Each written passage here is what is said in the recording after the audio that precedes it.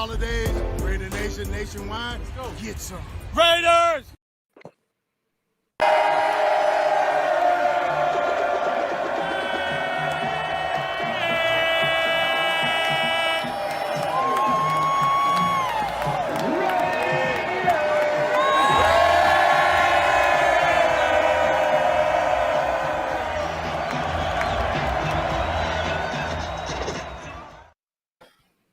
What's up, Raider Nation? I'm Hardcore Raider, and this is the Hardcore Raider Nation podcast. I just want to thank everybody who's joining us right now, and I just want to give some mad shout-outs from people who have previously joined us on this podcast.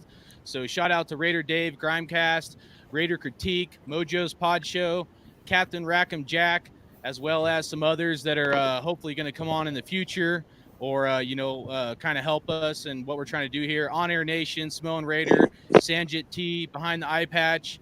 And then I'm very privileged to also announce on January 4th, we're going to have some awesome guests on. We're going to have Murph from Raiders Fan Radio, Kenny from Pillaging Podcast on, Q from Locked On Raiders will be on the podcast, as well as the Violator, Wayne Mabry. So January 4th, we're going to have some all-stars on here. So I just want to give a mad shout out to those guys who are going to be joining us. Everybody who's either a part of this or going to be part of this in the future. And hopefully, we can have some continued guests, for one-time appearance here and there down the road for regular season next year. But let's also thank these guys for coming in. Big Tuna, he's got his own channel with Bigger, Broader Sports. Angry Raider, he's also got his own YouTube channel. You can check him out. MonsterMash Ken with East Coast Nation podcast does a great job. And WattsRaider, you know him, man. He's got the Night Raider. What up? Check him out on YouTube. Man, chilling, bro. And last but not least, the biggest man in the room right now, we got Kenny King Jr. with Real Talk, man. What's good? So shout out to you, Kenny King, man. He tears it up with Raider Cody, and they have their own show as well as Just Blog Baby. So how's everybody doing tonight, man? How you guys doing? Good, man. Pretty good, bro. Pretty good. Yeah, just chilling. Pleasure to be here. Just with the pre-talk before we went live, it seems like everybody's kind of on the same page with the state of the nation. So really looking forward to that, getting into that. Well, I want to do like we always do, with guests that come on and whatnot. And I want to start with you, Kenny King. If you don't mind, just give us a little bit about how long you've been a Raiders fan. Your Just Blog Baby, and then also like how you got into that, as well as how you got on with Raider Cody. Yeah, no doubt. So I've been a Raiders fan. It's December 20th, 2019. So I've been a Raider fan since February 12th, 1983, the day I was born. Obviously came out with the Raiders in my blood. Pops played.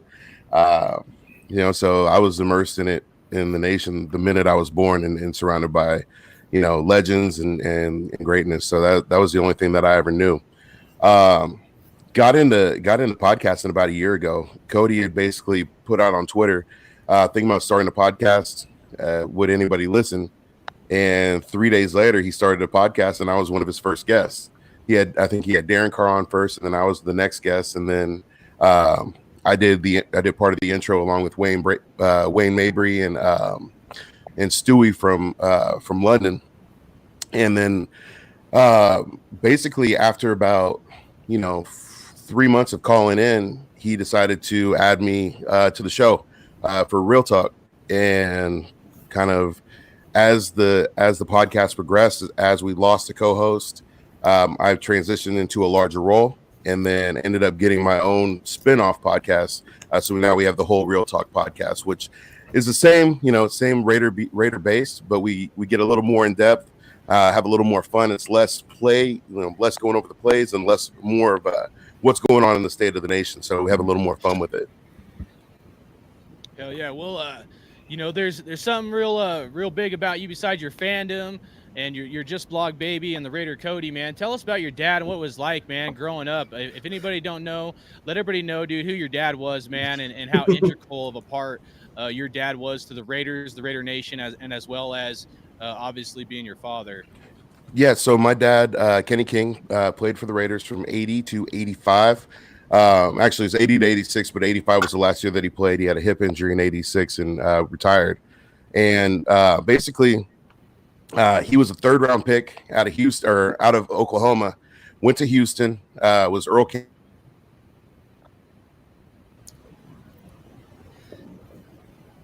Kind of glitching. They couldn't handle all that Raider blood coming out, If there's one guy that could say that he was born a Raider, that's the dude right there, man. There's one guy. Yeah. Well, hey, Kenny King, if you can hear me, sometimes this platform might freeze. So if you go out and then re-click on the link, you can come back in.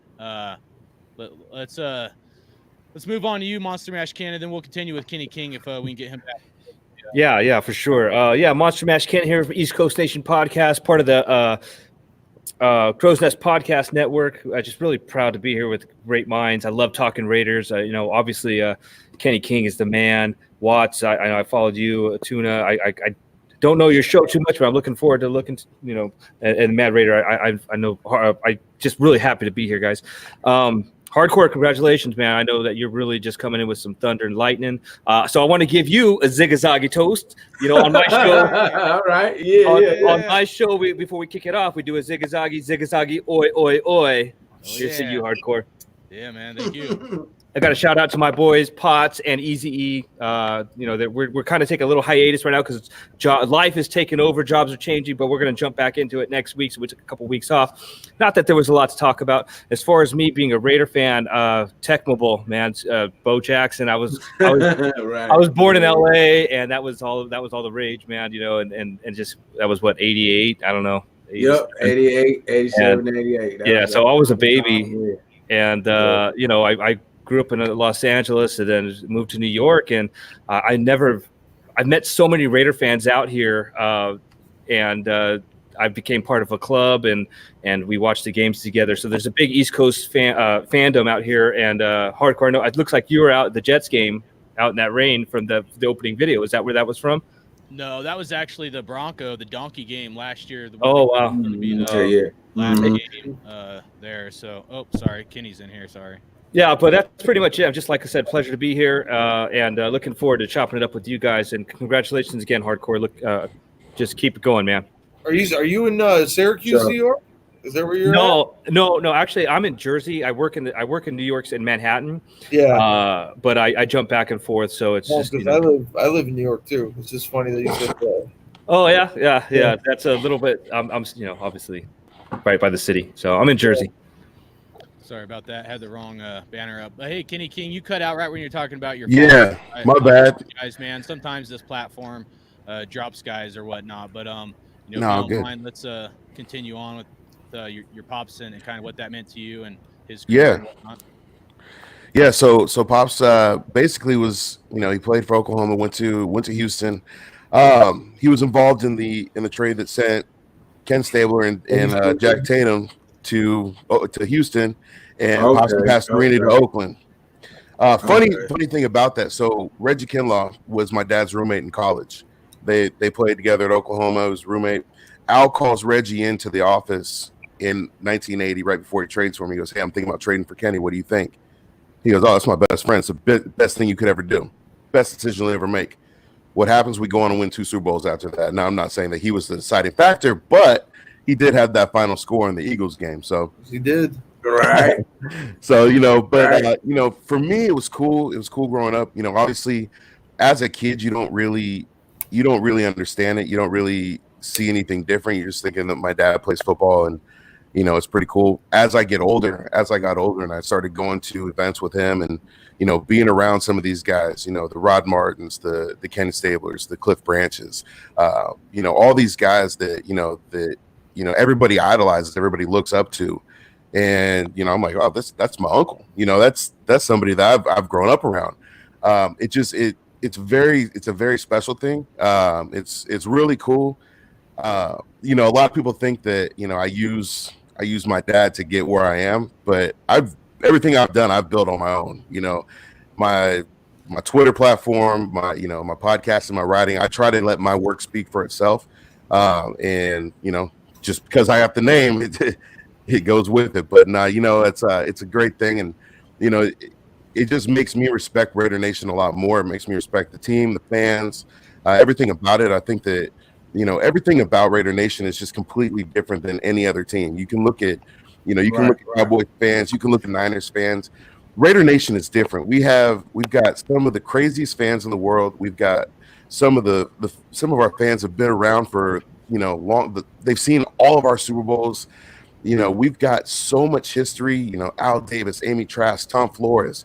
We've got all of this around us. There's so many things that are centered around the Raiders that it's a special group. It's a special team, and I'm proud to be a part of it. Man, that's awesome. Yeah. I can only imagine, dude. Like kind of being in your footsteps, but I can definitely tell you're the kind of guy that's going to earn his way, man. So much respect to you, and MonsterMash Ken, dude. Much respect to you and what you've been doing, man. I love your show, and I know you kind of gave me a shout out, but really, dude, like what we're doing here, like anybody that comes on, it's truly a team. It's not about me, it's about whoever comes on this platform, and without these guys coming on, all you guys make it possible. So I'm very humbled and greatly appreciative of anybody that comes on. Before we jump, I just want to say one thing about that. Sorry to cut you off, but it's you go on the Raider Twitter and it's an uproar, it's in fire, and for you to get the guys together to talk about this, to calm it down, it's a big deal, man. So don't take it lightly. You're doing a great job with this. It needs to be done. I totally agree. You're spot on, Ken.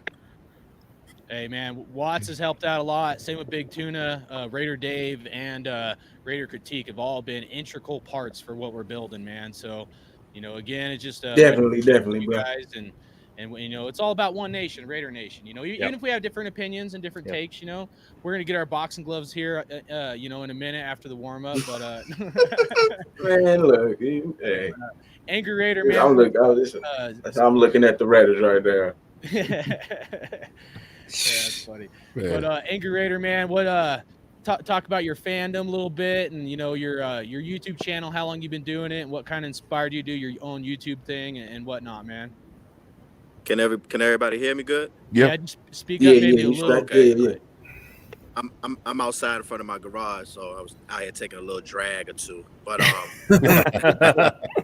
yeah, I'm getting ready to go on a family trip to Florida. I just came back from Oakland. I was at the Jacksonville game, so I watched that bullshit happen. But for the most part, I've been doing this for about 3 years. I really just started doing it because, I love the Raiders.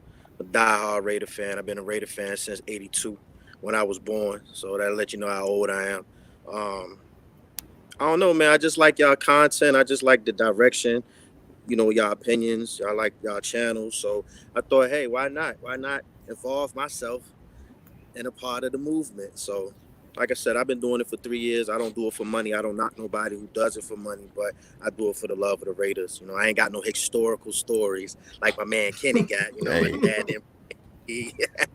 But I'm just picking with you. But man, I love the Raiders, bro. Ain't really no specific reason. I mean, my mom's a diehard Raider fan, so ultimately, at the end of the day, there was nothing else in my house but Raiders. When my brother came, he's a Chief fan. I think he just chose the Chiefs because we're Raiders fans. That's all. Boy. He just wanted to piss you off.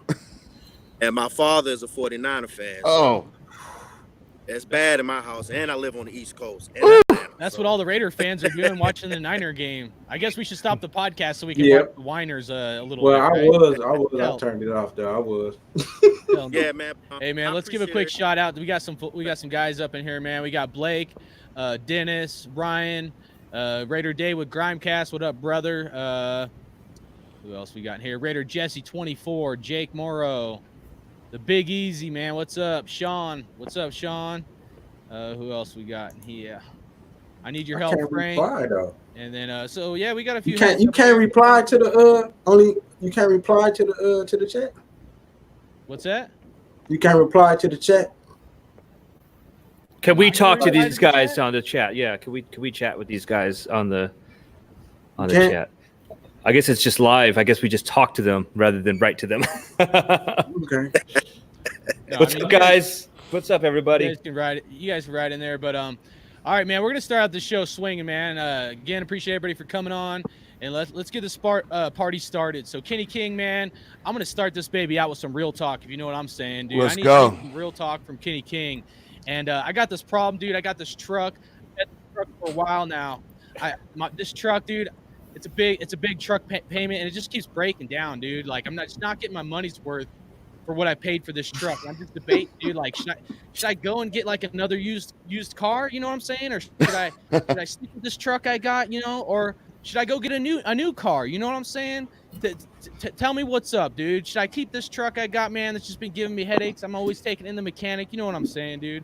Yeah. So, look, I understand people's frustrations with car, and I'm obviously a car supporter, but you know, I look at every aspect of it, right? There's flaws and there's good things, right?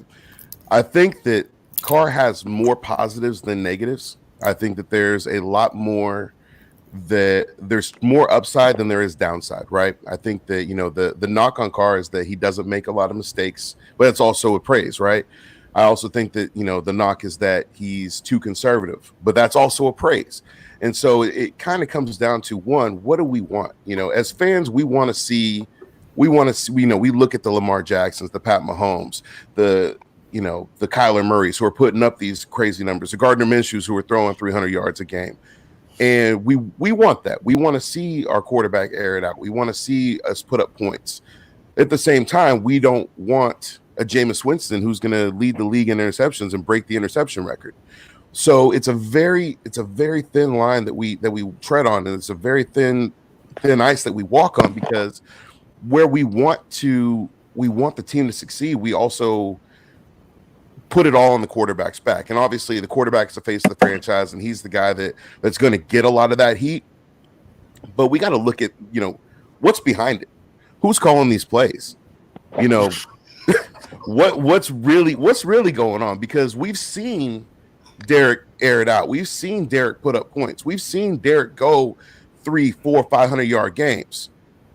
You know, we've also seen Derek go for 1, 2, you know, 300 yard games with a couple picks. So, you know, there's consistencies and inconsistencies, but I look at the whole aspect of it. Now, do we get a new car? I don't think so. I think that here's what I think.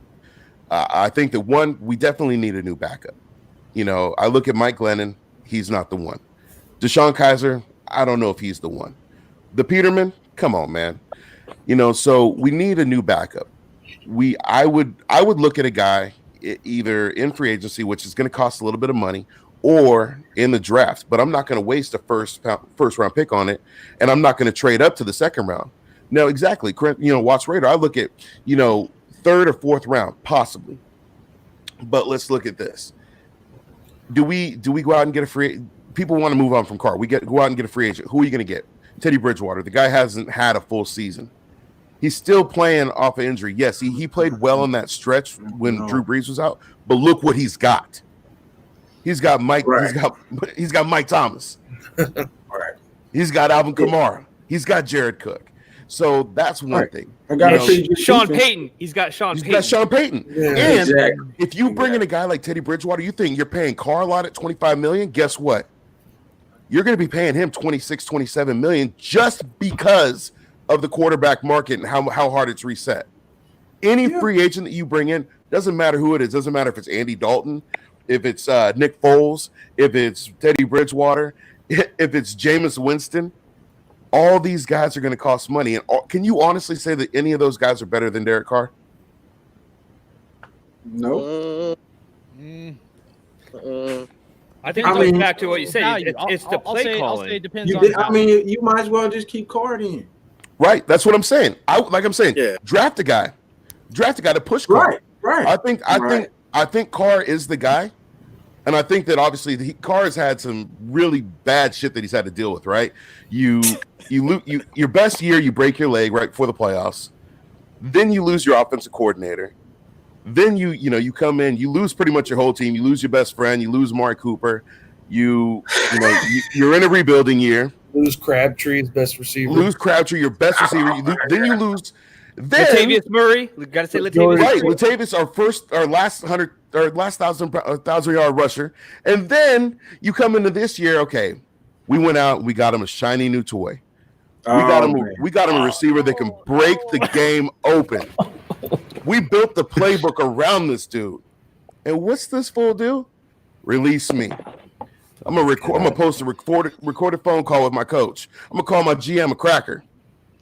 Hashtag no white women 2020. Right. We move on from we release AB. Great, rightfully so. I mean, the dude was a freaking nutcase. But hey, we release AB. That was our master plan, though. Right.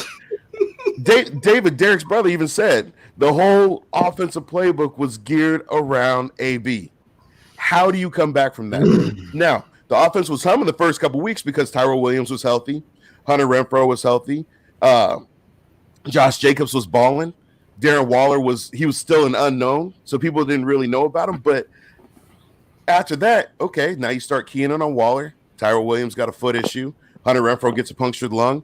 Things start happening. Things start going downhill. And at the end of the day, our receivers are dropping more balls than Amari Cooper ever did. Yeah. I was finna say, like, is this like when Coop was dropping them balls, man? Bruh.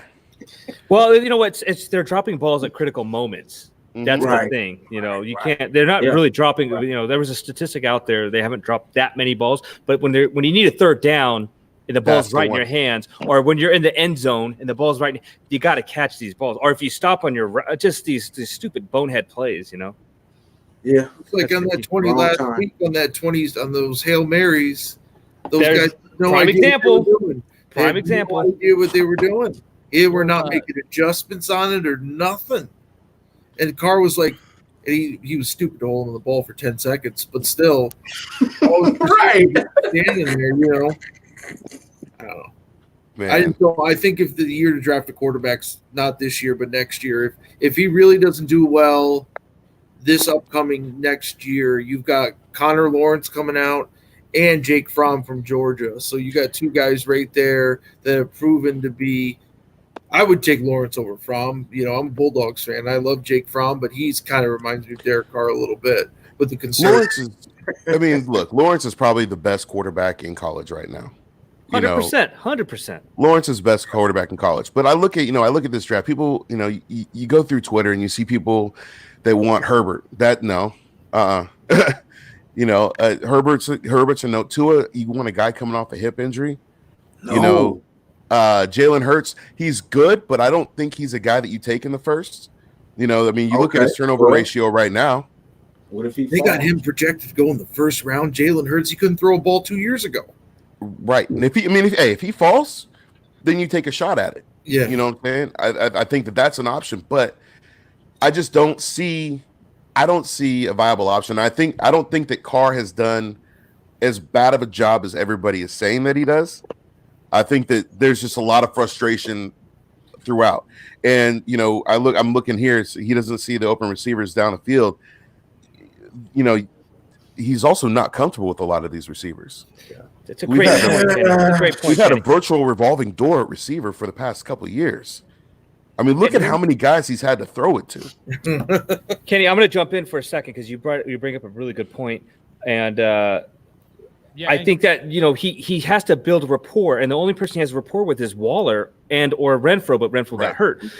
I think it's a trust factor. You're bringing in Zay Jones, or Tyrell Williams has been hurt or he's dropping balls, and Rico Gafford, just these guys that he don't really use Jones enough. He don't use him enough. Now, I agree that Carr, it is frustrating because now everybody's an NFL analysis now on Twitter, and they see everything, and you're only focusing on the bad.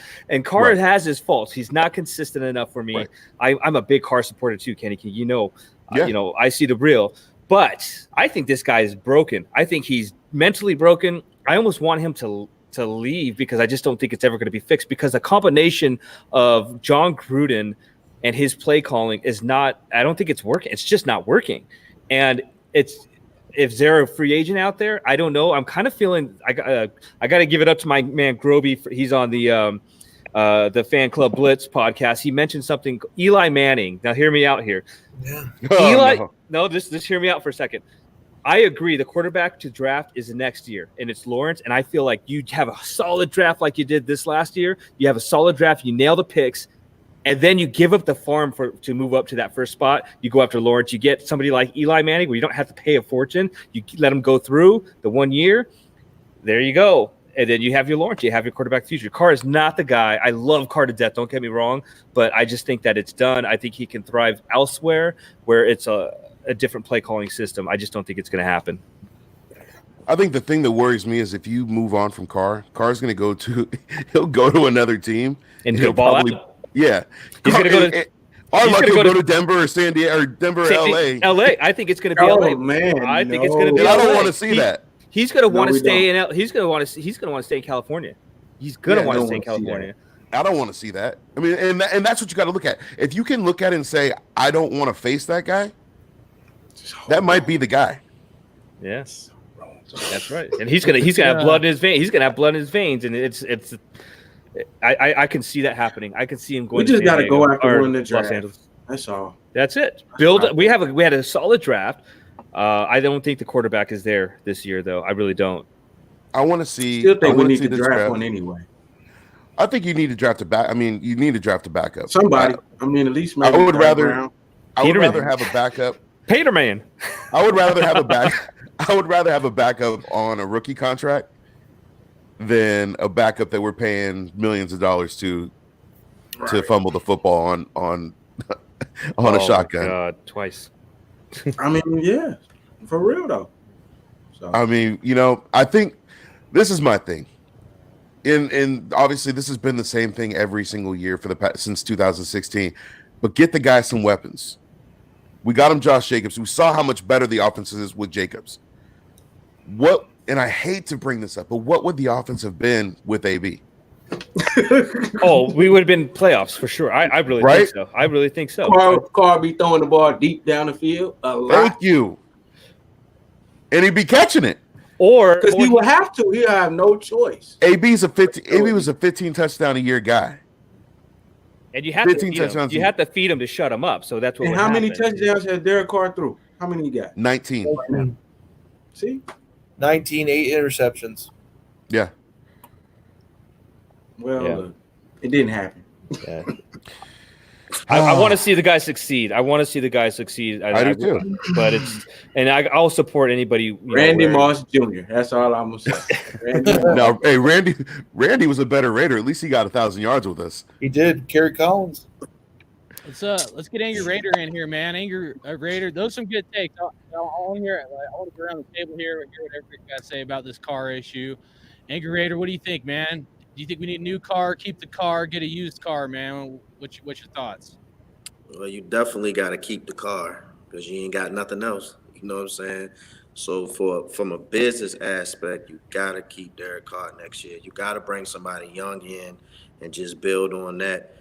I don't really know who's coming out because I don't really keep up with college like that. But, I mean, if it ain't no quarterback this year that's worth taking, then wait till next year. I mean, you're going to have to play Carr next year regardless.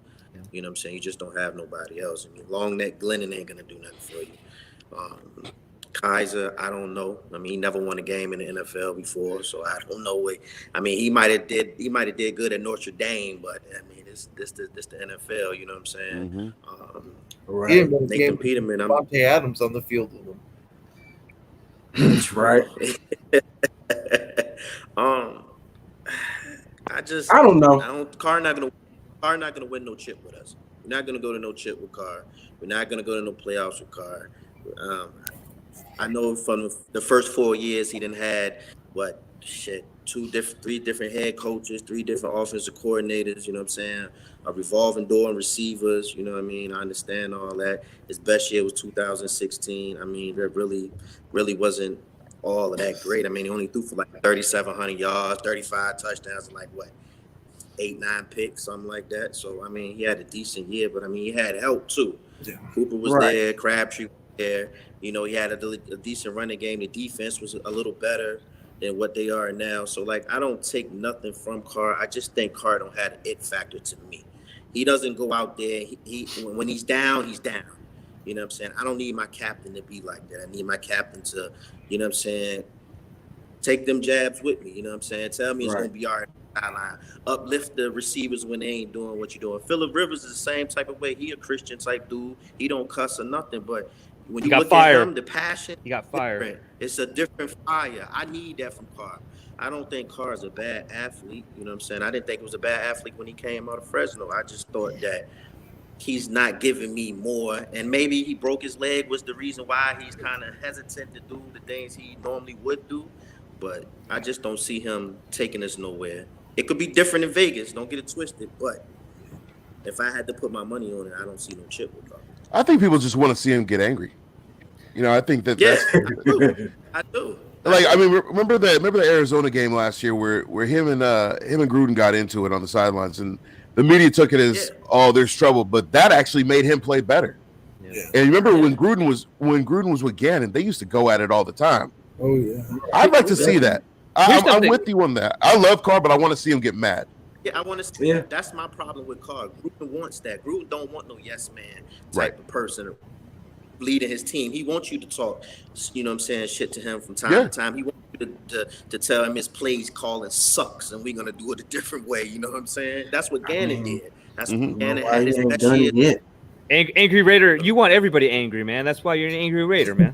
So, hey, I want to say one thing, though. I just want to ask a question.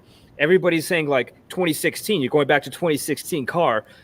And then when Carr goes down with the broken leg, there goes our shot at the, going further into playoffs, possibly AFC Championship game, maybe Super Bowl. Yes, no, maybe. Oh, yeah. But why is that so different now? I mean, we're going to have to go through them Patriots. I mean, so. But you know what? We could have beat the Patriots that year. They weren't that good.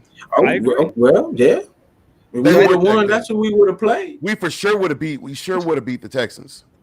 Yeah. I know that for damn sure. We would have gotten past the Patriots. Our team was rolling. We would have won. But the crazy thing is, everybody talks about 2016 as Carr's best year. Carr actually had a statistically best year last year. First year for throwing 4,000. Yeah, that was his first year that he threw for 4,000. He was his yards per. I mean, he was throwing some bombs last year. Not a close wins for us in 2016 though. 2016 was a lot of coming behind wins. The difference back then, and the difference with our defense back then was our defense was getting turnovers and our defense was getting to the quarterback. Our defense was still trash. It was still trash under Ken Norton, but at least it was performing trash. Right. I mean, yeah, Mac too. He was balling. You guys got to remember too, though, because the entire team on both sides of the ball, they're all new. I mean, 75% of this roster is new. They don't know each other. You see, I saw a highlight the other day where the two linebackers are yelling at each other because they don't know each other. And people want wins right now. They want it done right now. You guys got to take a step back and chill the fuck out because it's a new team. Carr's getting used to these players. And the main thing, keep that O-line intact, man. You got to keep it intact. I think that's the key right there. Jacobs and the O-line, that's your key to success right there. And the fullback, Ingold. Cheers to you, Ingold. So here's the thing. Let's let Big Tuna say something about this. I want to hear what you have to say, man. So in the beginning of the year, honestly and truly, you can lie to yourself, but no one thought the Raiders were going to do anything. Yep. And as soon as they got into that playoff thing, everyone decided that Derek Carr is a good quarterback. You know what I'm saying? Yep. It's like if we were 2-15, if we were 2-10, 2-12, would people really be that upset at Derek Carr? But since we got into playoff contention, all of a sudden they're putting everybody else on a higher because no one expected it. But it's just something where I think it's more of we had a chance that we sniffed the playoffs and we just fell apart.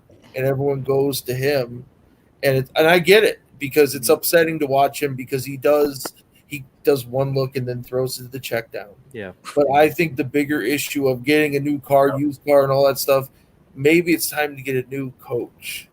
That's a sticky situation there too. I agree with you because they got to look at everything. You got to look at the coaching, the play calling, does Carr's mechanics work in Gruden's system? I just don't think it works. So the thing is, you got to keep them intact. You got to keep. I don't think that John Gruden, unless like a miracle thing happened, they have to get it like Joe Burrow at number one. I don't think John's going to want to bring in a rookie quarterback, in the first round. I mean, he might go after like Eason from Washington or Montez from Colorado, but maybe it's just I don't think he does well with rookies because we saw it with Chris Jones. The rookies are cocky.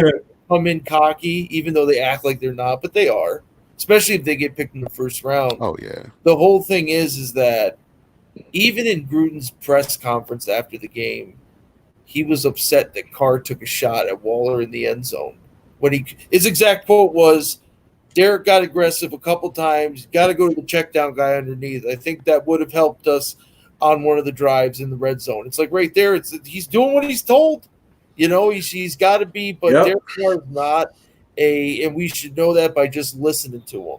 The way he talks to people, he's not a confrontational person, and that sucks because you have to be as a quarterback.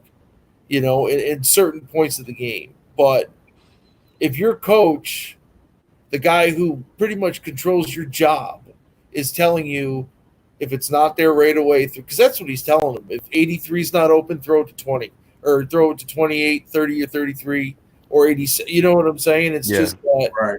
Right. And the one thing, too, is the halftime stuff. As of right now, the Raiders have the worst second half points per possession. The last time it was bad was with Jamarcus Russell. And it's Gruden. That's all Gruden right there. There's no adjustment. We're averaging 1.21 points per drive compared to Jamarcus Russell, who was 0.092 per drive in 2009. And it's right there. It shows me that Gruden, as much as I love Chucky, I've always loved Chucky, the game might have gone past him. Because as smart as he thinks he is, the other teams are even smarter because he's old school. But all these teams are bringing in different things where they're learning very quickly how to make adjustments in the second half. They're already working in the first quarter how to adjust into the second half. And I think Gruden just doesn't do well with that. Hey, why did the Niners just down the ball? Oh, okay. They're tied up. They're going to go to overtime. Okay, because I'm like, why the hell y'all didn't kick the field goal? What the fuck y'all doing? Okay, never mind. They don't believe in the kicker. Remember what happened? Oh, they are going to kick it. Yeah, because they kneel down. I'm like, yeah. Oh, you know what they did? They were trying to get to the center. Hey, Watts, you got anything to say, man, about this car issue or whatnot, man? Carr, man, look. We just got to keep him. We already know what we got with Carr. He been with us for how many years? We done seen him. We done seen him play good. We done seen him make mistakes. We pretty much know what we gonna get out of Carr in the game. But what I think John Gruden got to force Carr to do certain things.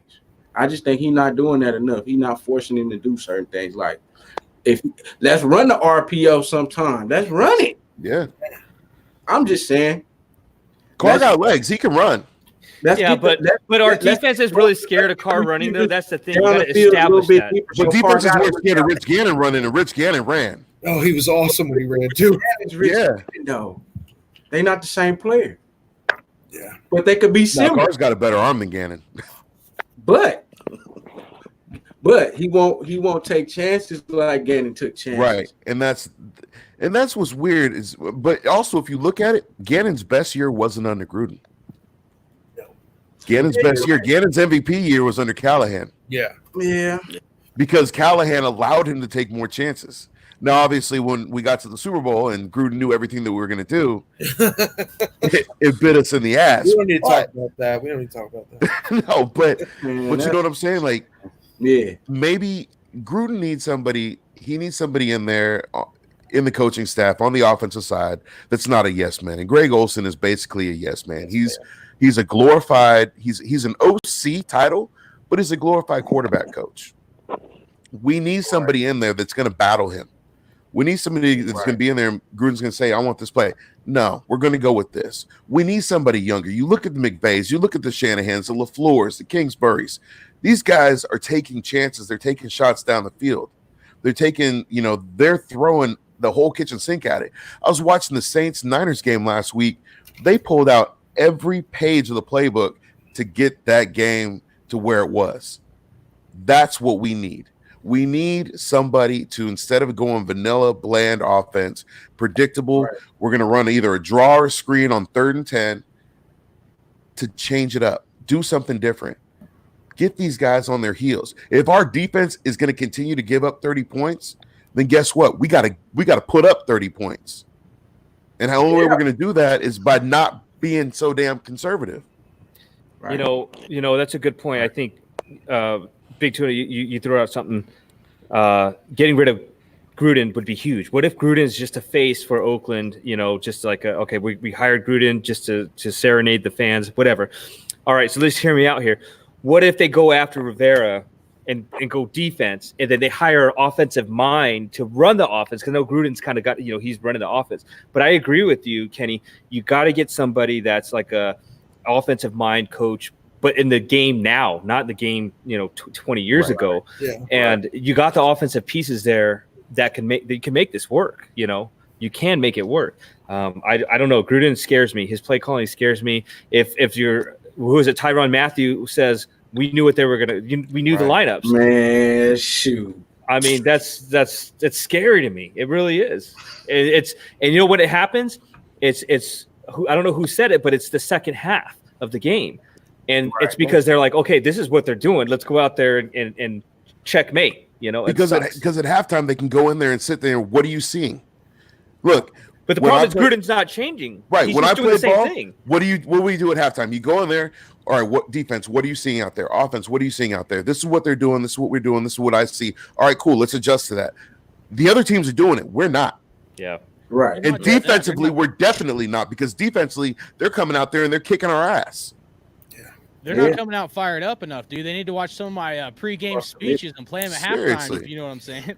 Play your pregame speeches, play some real talk shit. I don't know, man. It's just... Let's give a shout out to the chat here real quick, and then I'm gonna give my take on it. But still got Raider Dave up in here. Simone Raider, man, what's up, brother?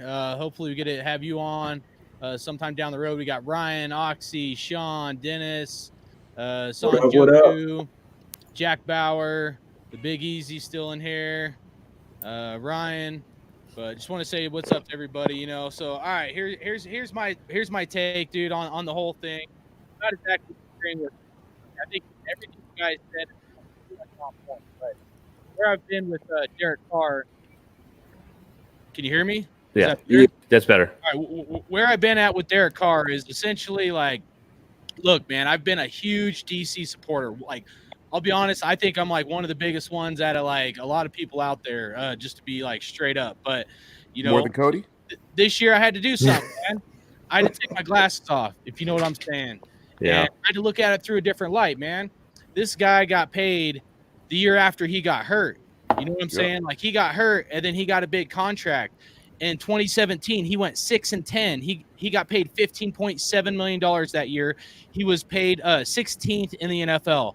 In 2018, he went 4-12, and he got paid $25 million, and he was the third highest paid quarterback.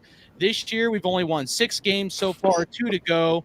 He's the 10th highest paid quarterback in the NFL at $22.5 million, and he's playing between a 16th and 20th ranked quarterback, but he's getting paid as a top, quarterback, and we just haven't seen the production.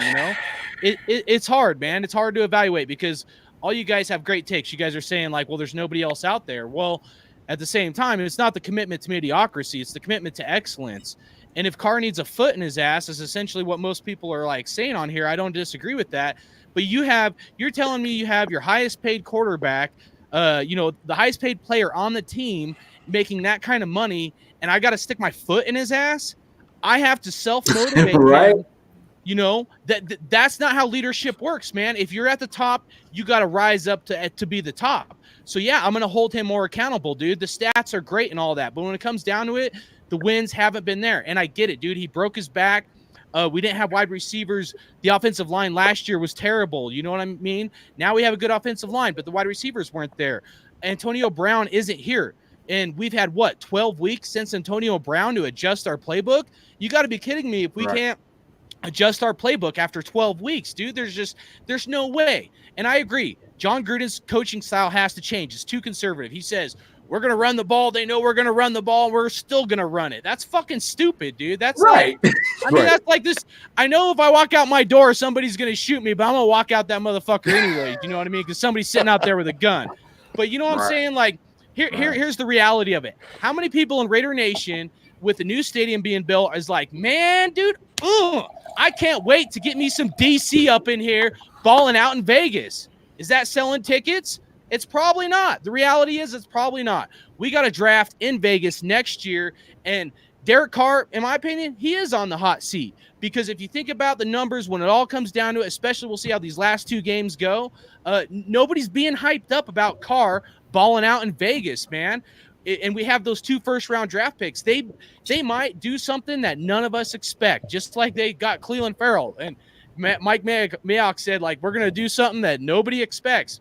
Well, the same thing goes with our quarterback. What did John Gruden say about Derek Carr? Or sorry, what did John Gruden say about Amari Cooper? He's going to be key to our offense, and I hope you're listening to Amari Cooper, because you're going to be a key player in our offense. Boom, he's gone. What did he say about Khalil Mack? Oh, Khalil Mack, I can't wait to get him. Boom, he's gone. John Gruden's playing chess while everybody else is playing checkers. You know what I'm saying? He's not going to bash his quarterback and stuff. Is Derek Carr the guy, or can be the guy? Possibly. You know, if he steps up to the plate and he plays with that fire, absolutely. Do we not have the wide receivers that this team needs? Yes, I agree. We do not have the talent that we need to bring out the best in Derek Carr.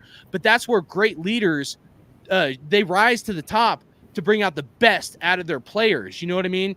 Any quarterback, man, if you go through history, the Joe Montanas, the Peyton Mannings, the Tom Bradys, they are always getting with their wide receivers the entire time when they're not on the field, and looking at the playbook and getting with the wide receivers to get everybody on the same page. You see Tom Brady getting fired up. You know what I'm saying? You see all the great quarterbacks getting fired up, even if it's with their offensive coordinators or their head coach, to do whatever it takes to get the team to rise up. You know what I'm saying? But that's my take. I'm not saying any of you guys are wrong. I'm not saying any of you guys are exactly right. But there's a lot of question marks to this whole thing, and I'm not trying to backtrack. I've been a huge Carr supporter. I'm on the side of the fence where I'm thinking about the future of this franchise, and I'm also thinking about it from a perspective where I don't want to get macked. I don't want to be so Carr engulfed with my glasses on that next thing you know, Carr's gone, and we traded him for a 3rd or 4th round pick or something, and we're all sitting here being pissed off, you know? And it sucks. It sucks to be like this. It sucks to call it like it is, because, you know, I know there's a lot of Carr supporters out there and in here, and I'm not trying to like necessarily bash the guy, but the reality is, when I look at it from a business perspective and stuff, and the future of this franchise, I don't know. You know, I don't know if he's going to be the long-term solution or a short-term solution, and we draft somebody. But at some point, we got to call a spade a spade. You know what I'm saying? And it sucks. It's hard to go down that road and think about it, you know, from all views, you know, and to have like a true analysis where we're not like so narrow-minded, you know. Some people have been hating on Carr even before this point, you know, and I don't exactly agree with that, because there was a lot of other factors. But this, to me, was a prove-it year. And we've seen him ball out and throw dimes, and we've seen him kind of scutter. I mean, like, you know, Big Tuna, you were saying that we went, who expected us to go the record that we're at and stuff, dude. I was calling 10-6. Was that an achievable record? Hell yeah, it was. So was 8-8, dude. Yeah, I did not look at it saying we were going to go 6 and whatever. Other people did, and I thought they were fucking stupid, to be honest with you. I was not taking that take, dude. I'm a Raider fan, and I looked at the schedule. I broke it down. Yeah, we should have beat the Jets. Were we going to lose to the Chiefs twice? Yes, probably. Should we have lost to some of these other teams we've lost to? No. Should we have won against some of the teams we won against? Maybe not. But nevertheless, if we're a 6-4 team and we just plummet these last 4 games, right. I mean, that's unacceptable. There's no way that, like, I can sit here as a Raider fan and just be like, oh, well, you know what? It's okay because Stephen A's jackass said we were going to win 4 games or 6 games. Hell no, man. They could have rose up to the occasion and stepped up to the plate, and they swung and they missed, dude, and they struck out. And yeah, it's frustrating. It's disappointing. We've been dealing with this for 17 plus years, man. How could we not be frustrated? And at the end of it, the last thing I'll say, what sends me over the top with Derek Carr and stuff, is the things that I've heard this last month in his press conferences and stuff. When he was on with NBC Sports, and he's like, well, I don't like getting yelled at, and, you know, let's just get to the point and let's move on. Okay, you know, I kind of see your perspective on that. I don't exactly agree with it. And then him saying he's getting booed for 6 years, and him saying nobody cares. And then, you know, after the last game in Oakland, you know, he just kind of threw it off, and there was nothing he was going to say that was going to remedy the fact or whatever.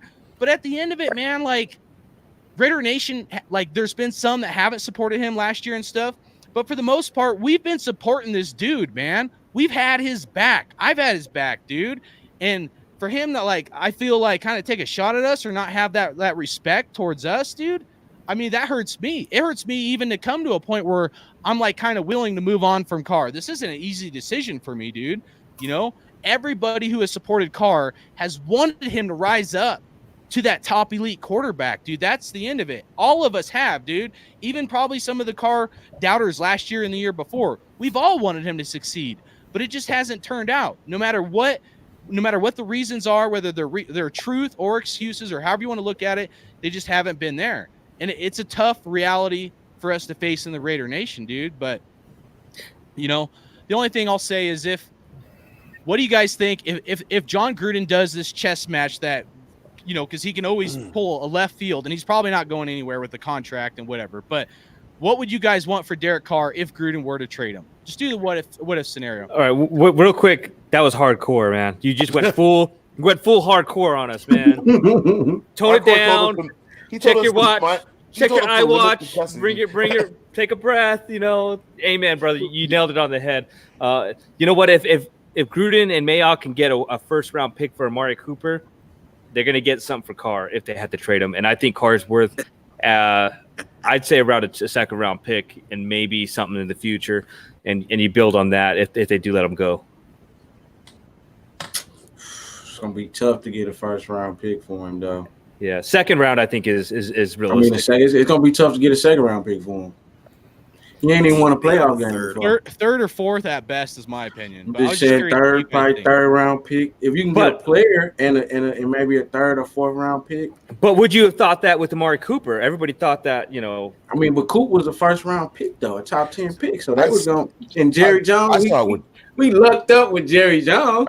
Yeah, I saw it with Amari. I saw it with Amari because here's the thing. You have more teams that are skill position needy.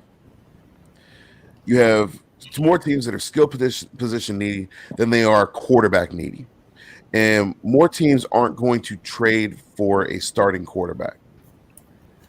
I don't see John or Mike putting Derek in a position where he's going to go somewhere and be a backup. They're going to put him, if they're going to trade him, I think they're going to do him a solid and put him in a place where he's going to be a starter. I just don't see a scenario in which he gets traded. And this isn't even me being a Carr supporter. I'm just saying, as a football person, as somebody who's looking at it, you know, outside looking in from a business stand, you're not gonna have too many teams that are going to take on that contract when they can draft somebody. There's three teams that I think to watch out for. Three teams. You guys are going to hate this. One, it's the Los Angeles Chargers. Two, it's the New England Patriots. Three, it's the Saints. I bet you it's one of those three teams, and he's going to thrive in all three of those. Yeah, that's what I'm hoping, though. I'm hoping that he leaves. We go back to 2-14, and if they bitch about the quarterback, this is what you wanted. You wanted him gone. You wanted him gone. It's at that point. I totally agree. It's at that point. Honestly, as big of, and I met Derek Carr when he was 14, and he was such a nice kid then. Like, you want him to win. You want him to do. Of course, you want him to do well. And honestly, I would love for him to come to Vegas and kick the shit out of the Raiders and say, "This is what you wanted, fan base," because he's not upset at you or he's not yelling or whatever. Thing is that anybody we put into this team is not going to do anything worse or better than what he's doing. It's Gruden. Yeah, well, it's not just Gruden; it's the whole. It's coaching. It's the coaching. It's the play calling. Coaching, but I think the big thing is that playbook was all about number 84, and when number 84 left, you know what I'm saying. And I think the reason why the Raiders won the games they shouldn't have won was because they didn't take the Raiders seriously. Good point. It's the Raiders. Real quick, I want to throw out something. Ryan Miller just said something kind of, and it's kind of the elephant in the room. Andrew Luck. Right? Could they trade Carr? I did that in my. It's possible. That would be the dream. There's a possibility for it, but I heard Mariota too. I wouldn't want Mariota. Fuck Mariota. Mariota's garbage. Mariota, Dalton, Bridgewater. I wouldn't want any of those guys. But isn't it kind of funny? Like all those Derek Carr supporters. Like, you kind of want him to leave and succeed. Yeah. And the Raiders be back right where they are now. And be like, well, what the hell else would you want? Now you got to Right. deal with this contract too. That you're got to Right. pay. You know what I'm saying? It's just it's a no-win situation sometimes. Right. So you just keep them. You keep them. The grass is always greener, right? The biggest thing is that you have realistic and outrageous, and Yes. sometimes it's outrageous to think that this team would have went 10-6. I'm sorry. It's just you got to be realistic with it. It's just you can't. The Raiders are so far behind the 8 ball. But on defense, they're so far behind the 8 ball. They're at another town. It's the defense sucks, and the defense sucked when we were good in 2016. But I also think that once again, people know the Raiders have been the worst team. They've been one of the worst teams since they made the Super Bowl. They've been one of the worst teams in the NFL. And I think, and you can't tell me that teams don't go into it and be like, yo, we're playing the Raiders. We're good. It's fine. And that's why they pull those upsets every once in a while. But the whole thing is that you've got to fix a lot more before the quarterback, especially because your quarterback hasn't even thrown 10 receptions this year. It's week 16. He's thrown 8 interceptions. Like what? I don't know. Well, you look at what he was doing last year. He threw a lot of interceptions, and now he's being smarter with the ball. Or not last year. I don't even. He didn't throw that many. Well, he came out throwing a lot. Remember, he threw 2 or 3. Yeah, and then he went like a 10-game stretch with no interceptions. Right, and then he had. Isn't it weird though when he throws one, it's like, oh, I forgot he can do that. You're so used to him completing it or just checking it down. You know what I'm saying? It's just like, and that's the upsetting part is that sometimes you almost want him to leave. And then bring in what everyone wants to bring in, and then we're back behind the 8 ball again. Everybody's thinking they're going to bring in, they're going to hit like a Mahomes, or they're going to hit an Allen who's doing pretty good. Or it's not real. It's just it's a lightning. I went through on one of my shows, and I went back the last when Stafford came out of college. I went back whatever draft that was, and I went through every single quarterback that was drafted, every single quarterback that we had the either possibility of taking. And I think it was Dak Prescott, it was Lamar Jackson, who everybody passed on. Yeah. And there's only so many quarterbacks that are actually doing pretty good that you put up against Carr versus Dak Prescott. There's not that many though. Honestly, would you want Dak Prescott over Carr? I don't know. Yeah, no. I would rather have Carr. I'm just saying he probably would still be the backup right now.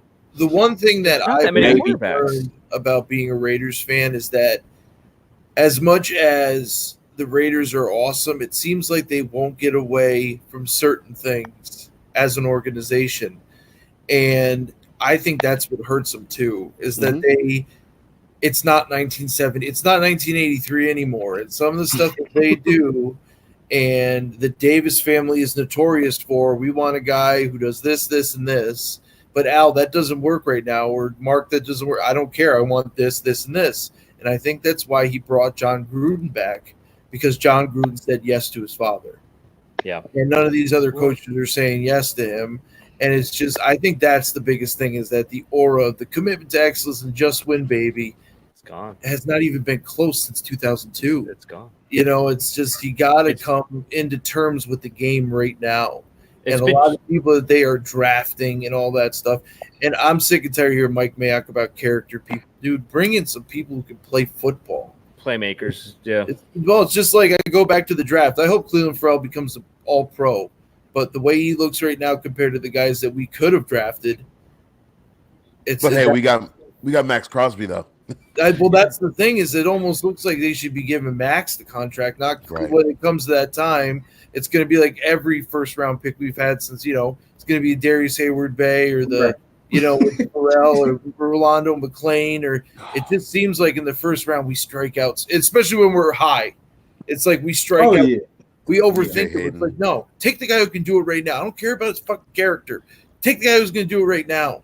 And they go, you know what I'm saying? It's like, geez. And that's the one thing I love, but I also hate about the Raiders. They stick to this game plan that they've had since 1969, and it just doesn't work anymore. I'm gonna argue with you on the Pharrell part. I'm gonna argue real quick, okay? Because I think Pharrell is is playing better once they pulled in Crosby to the opposite end, because that pass rush is coming from that opposite end. Farrell's starting to get through. He's starting to play better. He's shutting down runs. I think it took him too long, and it's a Gunther thing. It took them too long to notice that. I think that hurt because, you know, like I said, I work for Pro Football Focus, and the one thing I noticed about Farrell is he's fantastic against the run, but that's not what we needed. We need a pass rusher, not a guy in the end who can stop someone running the ball. Yeah, but it's got to come from everywhere. It's got to come from the middle. It's got to come from the linebackers. It's got to be, it's a cohesive unit. Cornerbacks have got to cover. You know, people are just getting open, and God knows. I'm sorry. What's the kid out of Clemson here is doing really well. Oh, Mullen's awesome. But the other side is just it's in over the middle. It's these over the middle passes that are killing us. Yeah, those linebackers are terrible. Oh, and it's the linebackers. Yeah, and never been able to cover a tight end since 2002. But the sacks are getting there. The pass rushes, the pressures are getting there. Everything's happening. It's just not happening as fast as everybody wants it. Like all the kid out of that went to the Bills there, Allen or whatever. Oliver, and it's just not happening as fast as everybody wants it. And I like Farrell. I think it was a good pick. I really do. The thing is that I like Farrell but he was brought in. If you're number 4 overall, you're brought in to replace who left, and that's Khalil Mack, and that's not going to happen. It's just that, you know, I mean, I love the way he's good at blocking passes. They're deflecting passes too, which is pretty good. But the one thing that we need, and it's just quarterbacks can't have 10 seconds to throw the ball. And if Crosby's not getting there, then who's going to get there? Well, one other thing too, and I think Sean Athletics in Raider Nation, he's saying losing Burfict is a big point because we don't have that quarterback on the defense, and it puts people in position, and they're changing plays. So maybe that's something that we need. We need a middle linebacker, somebody that's coaching the defense on the field, and we don't have that right now. Who is it? Bring him back. Burfict's a really smart player, and I think that a lot of people, you know, they look at his penalties and they look at, you know, his history, and they take a lot of that for granted because Burfict on the field is an incredibly smart player. He knows that defense like the back of his hand. He did a great job of running that defense. Yep. The defense was doing a pretty good job outside of a couple games before he got suspended. They were doing a great job, and once he got suspended, things went downhill.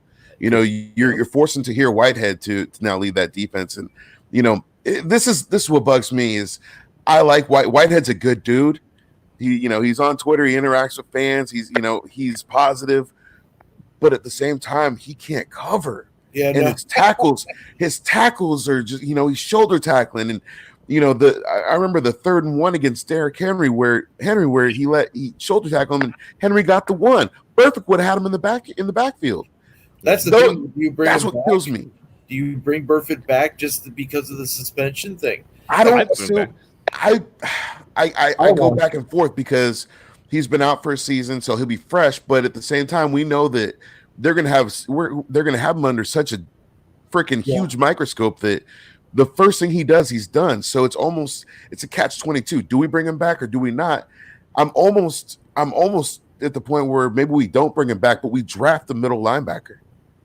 So this is Kenny, I'm glad you bring that point up because nowadays in college, there are no more middle linebackers like there used to be. Right. There are no more field generals. Like they've made the game so simple on defense, and that's why I think a lot of the players coming out of college have a tough time to adjust to the game, especially a linebacker, because all they're told to do is that you're guarding that running back, you yell out the plays to all your team, and then go get the guy who's got the ball. And to me, it's like you're not going to get a Willis. You're not going to get a Burfitt. You know what I'm saying? It's just unfortunate because the way the defenses are played now, it's like, all right, well, we just go to the SEC then. But the SEC hasn't been shutting out that many good middle linebackers either. I just think middle line sucks. Turn an outside linebacker into a middle linebacker. But that's what they do is they make the captain the outside linebacker. It's like the outside linebacker only knows 2 things: go get the quarterback or go get the tight end that just ran by you. Give me Isaiah Simmons. Yeah, it's just it sucks because the way the league is now, it's that's why like Burfitt, even that kid that went to the 49ers, that Quan Alexander, The guy was an all-pro in the Bucks, and they let him leave to go to San Fran for not that. It's just middle linebackers. It stinks because they're not as much of a priority now. But in the Raiders system, they are. Like, we need to have a good linebacker. Well, in the Raiders system, they are because the Raiders are running a 1983 system. But that's what I'm trying to say is that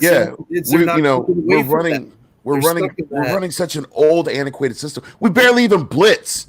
Yeah, I know.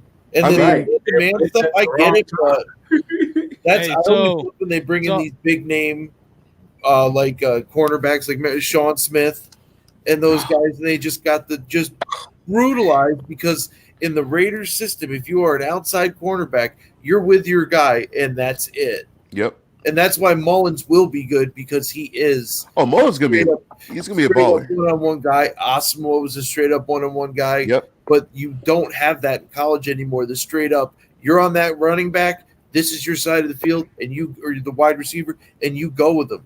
No colleges do that anymore. They all play zone. So the Raiders system, they need to adjust to the times on defense. Because that hurts us a lot too. All right, we're gonna move on to the next deal here. I think we beat the car thing till the wheels fell off, and then even ran over it again. So, we'll see how these next two games go, man. He could prove people wrong, he could prove people right, but we'll see. But I just want to do a special announcement, and I want to talk about Al Riveron, who's head of the officiating and reviewing, and his contract was adjusted this year based off of how many reviews he does. So, I just want to be like, you know what? Like, he apologized to us. Well, I'm just curious. Can you erase the tape and just make it all good? Because can you just give us a win? Here's my take. Raider Cody's up in here, dude. So I want to give a shout out to Raider Cody. And this is my boy Al Riveron right here, dude. Yeah. That's what I think of you, Al Riveron, dude, right here, man. That's hardcore. That's hardcore, man. Dude, because that dude, man, is absolutely trash, dude. And the officiating this year, that's all I got to say about you, Mr. Al, buddy, man. I wouldn't even piss on that fire. Al Riveron, I don't accept your apology for shit. And to the Patriots and erasing the tape, dude, tuck you too. But Kenny King Jr., man, tell us what it was like to be there in the stadium and when they did that bad play and essentially changed the game. What could have been a win, you know what I'm saying? Man, it was a gut punch. I'll tell you right now. It was a complete gut punch. Getting there, we got there early. We tailgated. Me and Cody walked around. We had a great time. We hit up everybody's tailgate. We're fired up with everybody. You're in the stands. You're in the feet. You're in there. The energy was live. People were happy. People were high-fiving, having a great time. Carr takes off. He slides. We're like, shit, yeah, we got this. All right, first down, let's run it out. We're winning. This is the last game in Oakland. Let's party big. And then, boom. It was a gut punch. It's a punch in the dick, man. A punch in the dick. Yeah. I mean, shit. The air was taken out of the stadium. You could hear a pin drop at that moment because it was just a bunch of crap. And then we let them drive. We let them drive on us, and they score. And then we go back down the field, and Carr takes a shot at the end zone. And it's right there in Keelan Dawson's face. Literally hits him in the fucking head. That's a lot of pressure for a hometown kid, though. Oh, what? Come on, what? Come on, think about this. You got to save the whole Raider Nation, Keelan Doss, right now. I think Aitman was there, too. Aitman was right behind him. But listen, think about this. It's the last game in Oakland. You're the hometown kid. You got a chance. You got a chance to make the game. The ball too long, man. I don't know. And this fool lets it bounce off his.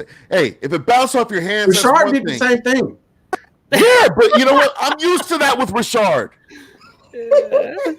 Watts, boy, man. Watts, you drinking that Kool-Aid, ain't you? You drinking that Kool-Aid, ain't you? It's the play where Richard, where the ball hit him right here, right there in the face. Yeah. And there's also a play where Doss dropped the third down. There's a play where Tyrell Williams dropped the third down. Right here. Let's get into this, man. Like, what's up with the drops? The crucial drops. That's what we're talking about. The drops. Look at the Jets game. There were 9 drops in the game. Oh. Yeah.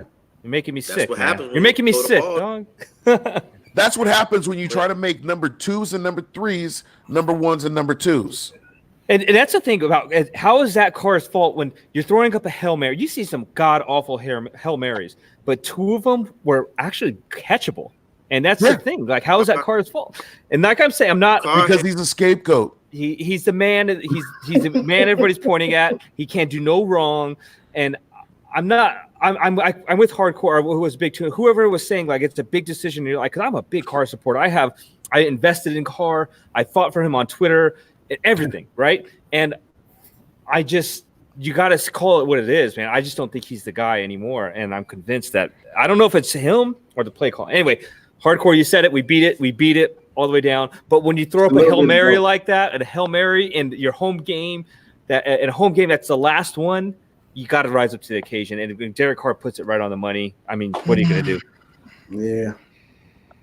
I'm sick to my stomach right now. But at the end of the day, we should have never been in that position because Al Riveron screwed us. So right, back to reality. I mean, let's go back. Let's go back to the burning fire in the room. Like Al Riveron has screwed us in so many instances, and not just us. I mean, look around the league. Look at the Chiefs game. Yeah, Mullins interception. I mean, it was pass interference, but. But why did they stop? You can review it. Why did they stop the game? Review it now, though. Right. The refs didn't care. The refs didn't call it. It's that Ram shit. Right. So that's what pisses me off because it's like I feel, and obviously, you know, we all think that the NFL and the officiating has a vendetta against the Raiders. But at the same time, the officiating as a whole this year, last year, the past couple years has been absolute shit. And it's only getting worse. And when you see these guys that are getting more and more power and you can't do anything about it, then it's like, what's the point of challenging a pass interference if they're not going to overturn it? It's not just even us; it's everybody. That's what I'm saying. So inconsistent. It's like it doesn't. Anytime, okay, I'm watching football. I'm watching for fantasy purposes. I'm watching other teams, you know. And anytime you either get a sack, you get a catch.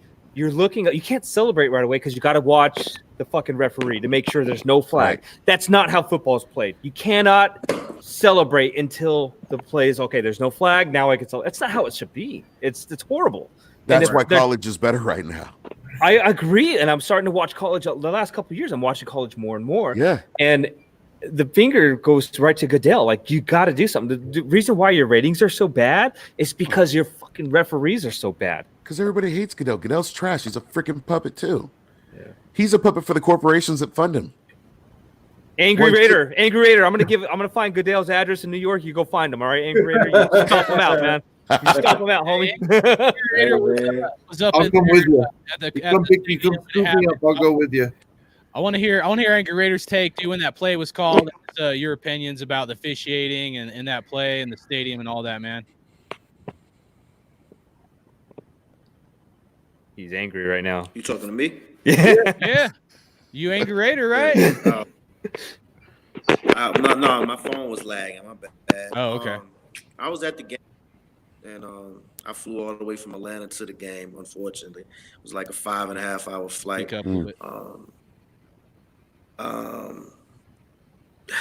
The call sucked. I ain't get the call. I mean, he ran, he slid in balance. He didn't stop the clock, you know, by sliding out of balance. And then he just got up and he celebrated. He just threw the fucking ball. And then they say, oh, it's the delay of game because he slid out of balance. So I was like, I don't get it. Like, how the fuck he slide out of balance? He gave himself up in balance. So how he slide out of balance? So right there, I thought that was some bullshit. The pass interference on Mullen, that was some bullshit because they came right back and did the same play again. And he did the same defensive move, and they didn't call it. So that was some bullshit. That roughing the passer, that was trash. I was like, that was garbage. I was in the end zone down there when they scored. That was where I was sitting at. So I was like, well, that's some bullshit. And the crazy thing is when he did the quick slant, he almost dropped it. All dude had to do was slap it one time and it was over. I don't know what fucking Will Compton was doing. He looked lost out there. I don't know what he had going on, but he was busting with the boys. Yeah, that shit was crazy, but it was a lot of weird shit that happened. Them 2 missed field goals. I thought that was roughing the kicker, but they just said running into the kicker. So I guess that's just 5 extra yards. So then he turned. He missed the field goal again. So right there, I was like, oh shit, we're doomed. And then, you know, it was one play in the game. I don't know if it was the first half or the second half, but Carr rolled out on a scramble play when he threw the ball to Zay Jones in the corner when he was out of balance, and he had fucking Williams wide open on a post route, you know what I'm saying, with a linebacker on him. I think it was a lot of plays that he missed, but the play calling was so bad. It was just like, damn, I can't even really blame Carr. But right. Yeah. I'm going to tell you now, at the end of the game, they turned up. All the play calling that was sucking, all the refs that was sucking, they let them have it at the end of the game. I seen nachos flying, beer bottles flying. Yeah. That picture on Twitter where the guy took like the final picture of Oakland Stadium, and he says you can still see the nachos. Oh, Vic. A in the eye. Hey, man, all I got to say is that was Nacho Raider Day, man. That was not our day. Hey, man. But they deserve to get booed. Let's move on to the next topic real quick because we need to get through some of these. All right, guys, here's my question, you guys. List 1 or 2 players we should keep long-term in Vegas that deserve some credit and how they've played this year, excluding rookies. So 1 to 2 players that you think are good to keep moving forward. And then also list 1 to 2 players you may have had high hopes for this year that you're disappointed with. Let's start with you, MonsterMash Ken, man. What you got, buddy? Yeah, I'm not going to take Tuna's there, but yeah, I think he's got the 2 jerseys right behind him. Those are the 2 players you start both sides of the ball there with Jordan and Incognito. But I'm gonna reserve my right. Big Tuna? No, I'm saying he's got the 2 jerseys back there, and I don't want to. I'm gonna. Obviously, those are the 2 that I think we should keep. But as far as disappointment, I mean, I don't know if Tyrell Williams is a disappointment yet. Yes, he's disappointing at times. So that's 1 right there. And Joyner's been a big disappointment to me, at least. I think they should keep Carl Joseph. I think you got to figure that out. Yes. I'm going to stop though, because I said yeah, that's my pick right there. All right, Kenny King, you're up next, brother. So you said Carl Joseph, and I agree with you on that. I think 2 guys that you need to keep long term is definitely offensively. I would say Derek Carr. Well, no, I mean, look, Derek Carr, he's a given, right? But I'd say offensively, I think Zay Jones. I think Zay Jones is a guy that you keep long term. I think he's a guy that you can build chemistry with Carr. He's a guy that obviously, he's had some troubles in his past, and he wants to get better. We've got him on a rookie deal. We barely gave up anything for him. I think that he's got a tremendous upside. I think another guy that we keep would definitely be Arden Key. I think that as Arden Key gets back, I think that putting him into the rotation with Deion Jordan, with Cleveland Farrell, with Max Crosby, I think put him in that Joker role. It gives him more to work on, and I think he just needs a couple more years for me to fully get a gauge on where he's at. Last year was, he was being mentored by the biggest douchebag on the Raiders team, Bruce Irvin, and then this year, he was doing pretty well and turned out to started having a good season and then got hurt. Yeah. I think a couple guys that have been disappointments to me. Joyner is obviously one of them. Tahir Whitehead's one. As a team captain, he's it's been disappointing to me to see him getting beat week in, week out. Another disappointment to me is Perfect. And it's not him as a disappointment; it's losing him that's been the disappointment because of what happened to our defense after we lost him. Right on, good take. Watts, man, you're up next, brother. Players we should keep. Peterman. I'm gonna say Carl Joseph. Healthy. I'm gonna say Markel Lee too. There you go. All right. I got one more. I'm trying to think of one more. Y'all pretty much said them. I'm trying to think of somebody else because it's. I mean, I would say maybe Worley, maybe. Disappointments. Joyner, definitely disappointment. Trying to think who else, man. Joyner, really, man. I mean, I thought, you know, so we were gonna get a lot more out of him. I'm trying Joyner to find gets 2 somebody. votes. I mean, Whitehead. I know what the problem is with Whitehead. He's just not fast enough. But he good on the run, you know. So I'm not really disappointed in Whitehead too much. He just don't got the speed. Trying to think of somebody else, man. Let me see. Think special teams, man. Special teams. Oh, Well, that's enough. I said 1 or 2, so we're good if you want to move on. I mean, Carlson for starting to miss field goals. I'm just saying. You got one job. You got one job, man. I'm just saying, you know. Oh yeah, keep AJ Cole, keep our punter. yeah. But he's a rookie. Oh, okay, right. So yeah, I'm not gonna say Carr. Carr is not. I ain't talking about Carr no more. All right, Angry Raider, man. What do you think? I say definitely keep Carl Joseph. I'm cool with that.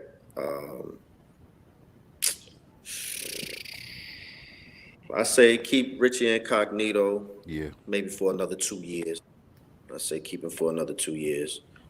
Maybe Gabe Jackson. You can, if you want to, you know, gamble with it. I think he just had an off year because of his injury, but I don't think he's trash. You know what I'm saying? I think the offensive line is good together, so that's why I would say keep Richie Incognito. Disappointments, let go. I say definitely let go. Markel Lee. I never liked him coming out of Wake Forest. He hasn't shown me anything. I mean, you know. So I say let him go, and definitely I probably would let go. I probably would let Joyner go too, man. I think he's trash. I'm just gonna keep it real with y'all. That's why the Rams gave up on him. He looked horrible.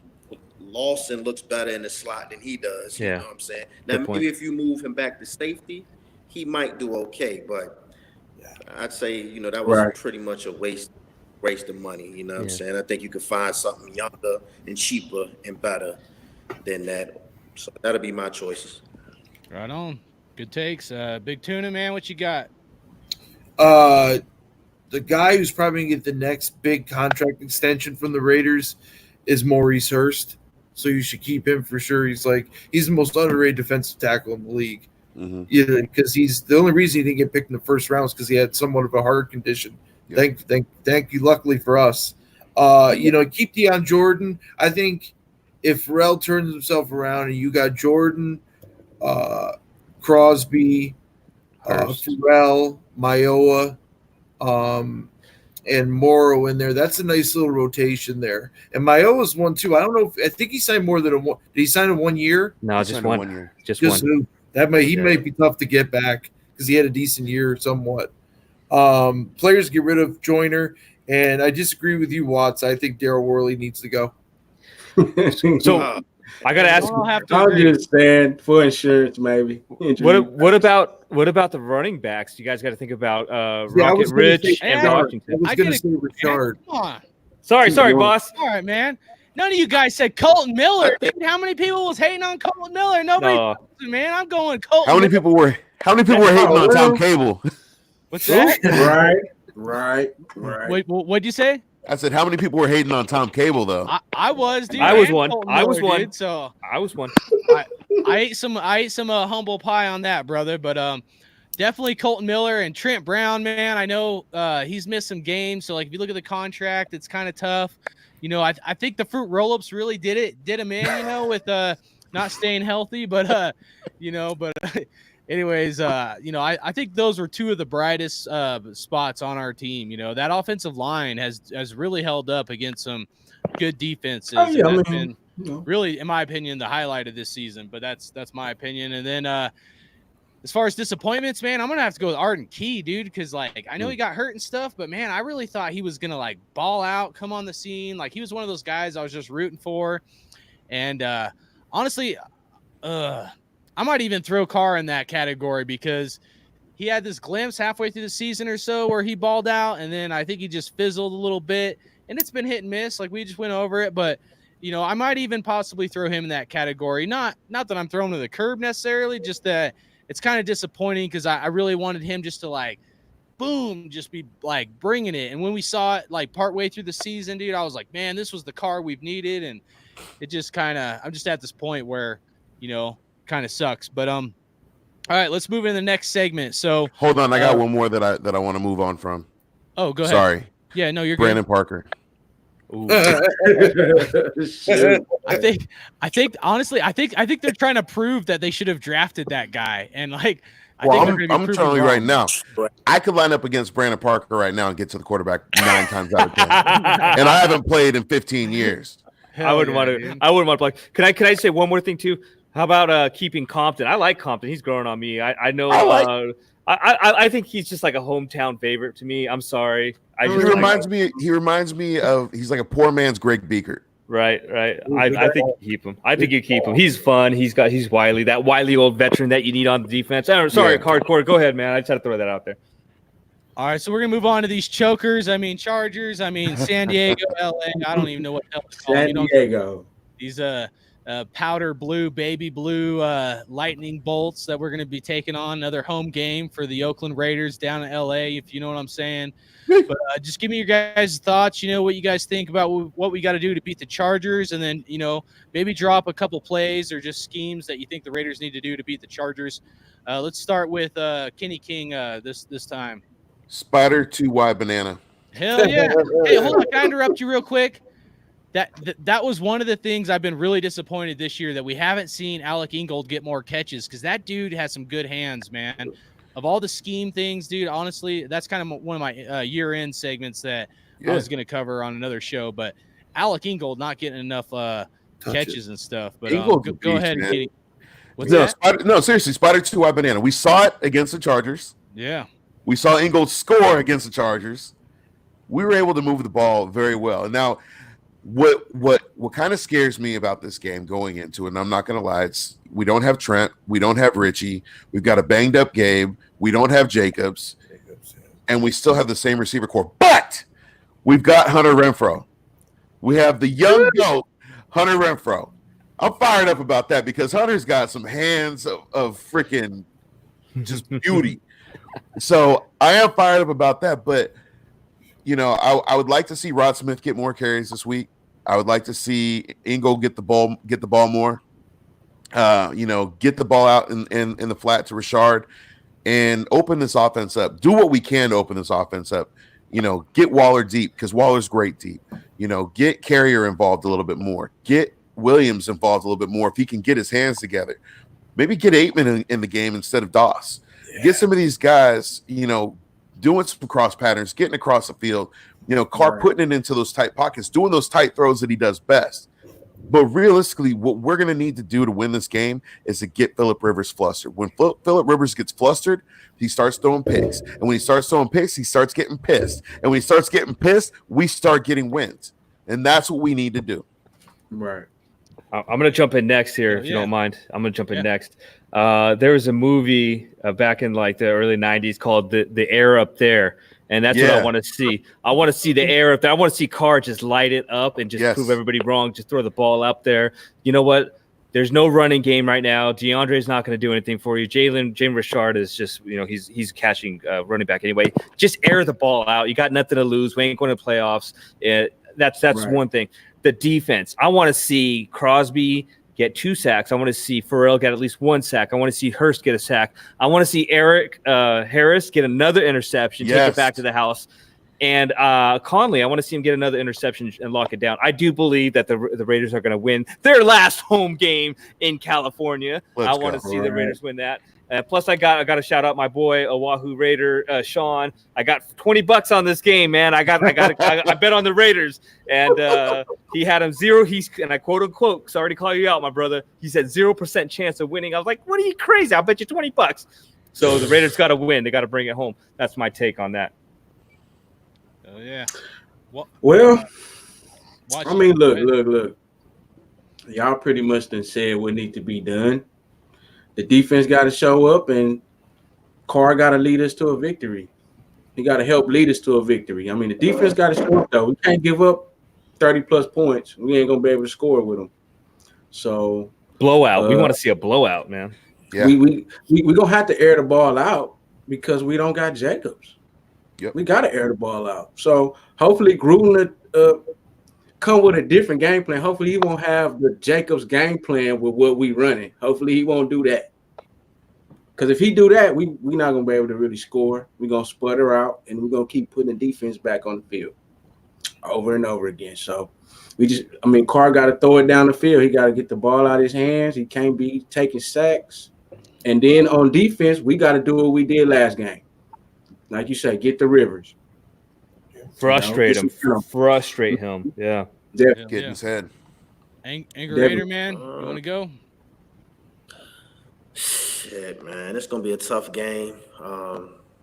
Offensive line is banged up. They got great pass rushers. Like M. Watt said, I think you're going to have to use a quick passing game. You're going to have to spread them out. You got to put Carr in shotgun. That fucking under the center shit is not going to work. Not with fucking Parker over there on the other side. Right. That's too long for him to be having to hold up. Now with Bosa and Ingram. Yeah. You're going to have to do a lot of assisting, him, maybe chipping with a back. I think you need to get Ingle more involved, definitely. Hunter Renfrow, he's good in his zone. Most teams, Cincinnati gave everybody the blueprint, just drop back 7 and play everything in the front. And that's all they've been doing to us because we don't run no special plays. We don't take the defense deep. So they just take away all the deep shit, keep everybody in front. So that dink and dunk shit is not going to work. And I just think it's going to be defense is going to have to play. The way the defense played them 3 quarters against Jacksonville, where they held them to only like 81 yards, they got to play that same fucking way and not break. You know what I'm saying? Right. But I just Phillip Rivers, man, I don't know. He can, like you said, if you get him flustered, you know what I'm saying? He's trash. But if he's not flustered and he got time to sit back there, he's going to kill us. You know what I'm saying? Oh, Melvin Gordon, too. We got to tackle. Oh, yeah. Oh, yeah. And Eckler. Yeah, I think the game plan that they had when they played him the first time on defense, you're going to have to pretty much play that drop 7, keep everything in the front, kind of take your losses with the run a little bit. But, you know what I'm saying, at least you don't let them beat you deep and just get pressure on Phillips and we'll win the game. But offense is going to look bad tomorrow. I'm telling you that now. Offense is going to look bad. We're going to have to get lucky, man. We're going to have to get lucky. Yeah.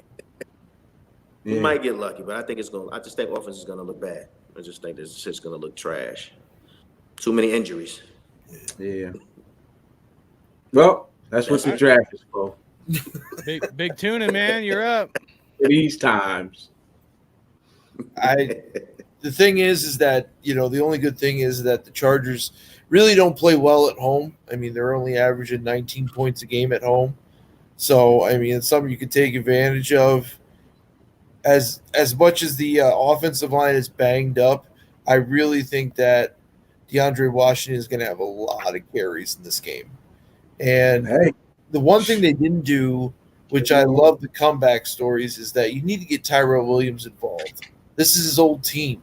Yeah. You need to show that he can play versus his old team because last game he only had 2 catches against the Chargers. So it's like he's better than that. I mean, he is our number 1. Renfrow coming back is good, but I wish they just kind of sit him down because he's going to end up being, by the year 3 or 4, he's going to end up getting compared to Wes Welker. I really think – I don't know how he lasted as long as he did in the draft, especially because he's reliable, and that's what you need in the NFL. So just the same 3-quarter defense we had last week. A lot of pressure on Rivers. Kick him in the nuts if you have to. Make sure he doesn't have another kid. Please. I mean, it's just field position. We're gonna need some field position in this game. That's the thing. It's just that Waller. The thing is that Waller can be the X factor, which he is every game, but he could really be the X factor here. They should really look his way 15, 20 times. He's done it before. He's had 13, 14 catches for us before. He is Mr. Reliable. It's got to just hopefully they show up for this one. I mean, come on. Especially right. We can't drop 5 straight. It's just come on. You can't. You got to. because the Raider faithful are going to be in LA. So it's like you got to give them something. Yeah. You know, it's just like this is it. And it's the Chargers. We got to beat the Chargers, man. Yeah, beat them twice in a year. That's the team we always go 1-1. But I really don't think the Chargers are that good. But the Raiders haven't been playing that good either. So the whole thing is a lot of pressure on defense and just be consistent on offense. Keep going after the second half. Just keep going. Don't fucking be hesitant. Don't be boring. Just keep scoring more points. Right. Hey man, so Sean from the Athletics, he was saying mix it up, man, and I agree 100%, dude. When we were playing last week, I remember it was like first down. It was maybe third quarter or something, but I remember when the game was on, I was like, man, just throw the ball right here, do a play action, and throw it deep. And of course, it was a handoff. It's John Gruden. Why wouldn't it be? First down. Right. Like I just felt like there's certain times in the game where you're just like, man, just throw a bomb and like you just feel it. You know what I mean? Like you just got to call that play. So I agree 100%. Mix it up. I mean, they got a good defense. They got pass rushers. The secondary is pretty good. They got what's his name back? The dude that was hurt that they drafted last year. Derwin James. Back. So I think passing might be a little tough for us. It might be more of a. He'll be trying to pop Carr again. What's that? He'll be trying to pop Carr again like he did last year. Well, that and I got a theory on this whole Raiders plummeting these last games. Maybe Gruden wants that draft pick because he knows if we win some games, I don't know, dude. It's all speculative, but you think about it. If we went 8 or 9 or 10 wins, that changes from being able to get one of these super top wide receivers to not. I mean, that's the reality of it. I don't think players tank and stuff like that, but Gruden's play calling has definitely been questionable. And the sad part about it is we've seen it through part of the year where through some games where we've seen some good play calling as well, but definitely need some more mix it up play calling from our offense, get some people involved. And ultimately, we got to see who we're keeping for next year, these last 2 games, Right. So even if Doss is put in as number 2 wide receiver or whoever is going to be in the rotation at any position, let's just see who we need to keep moving forward. Even if they're not going to be a starter next year, we need to be looking at second, third stringers of who we're going to keep going in next year. Because we're going to have a lot of turnover again, as usual, going in next year. But and then like you guys said, man, sack, Rivers and hopefully get some interceptions and stuff. But last segment, man, is just my Holy Roller segment. Give something that's about this opponent, or it could be about the Raiders season or moving forward. That's unpredictable, kind of like a bold prediction. And my Holy Roller, man, I just want to see Derek Carr get 300 yards passing. He hasn't hit. He's had 292 and man, maybe so close, but man, if we could do that, I don't think it will happen against they got a really good defense, but. If that could happen, that'd be pretty sweet. You know what I'm saying? And then my other Holy Roller, shout out to the Bears, man, for helping us out in some draft capital this year, dude. That's freaking awesome. But let's start with you, MonsterMash Ken, on bold prediction, my Holy Roller. Something about the Raiders season or this opponent. All right. So in the beginning of the season on my show, we do these predictions, and I predicted something that I don't think I'm far off on.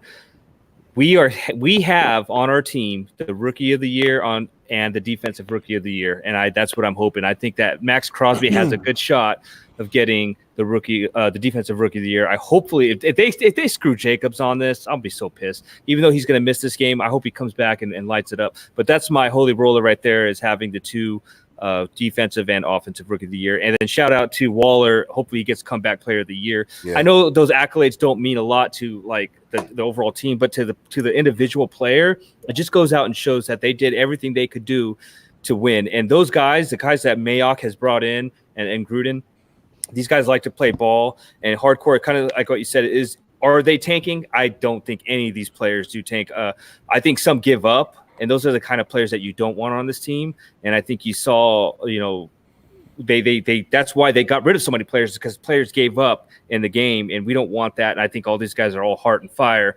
I'm glad Cooper Kupp, or I said Cooper Kupp, Renfro's back.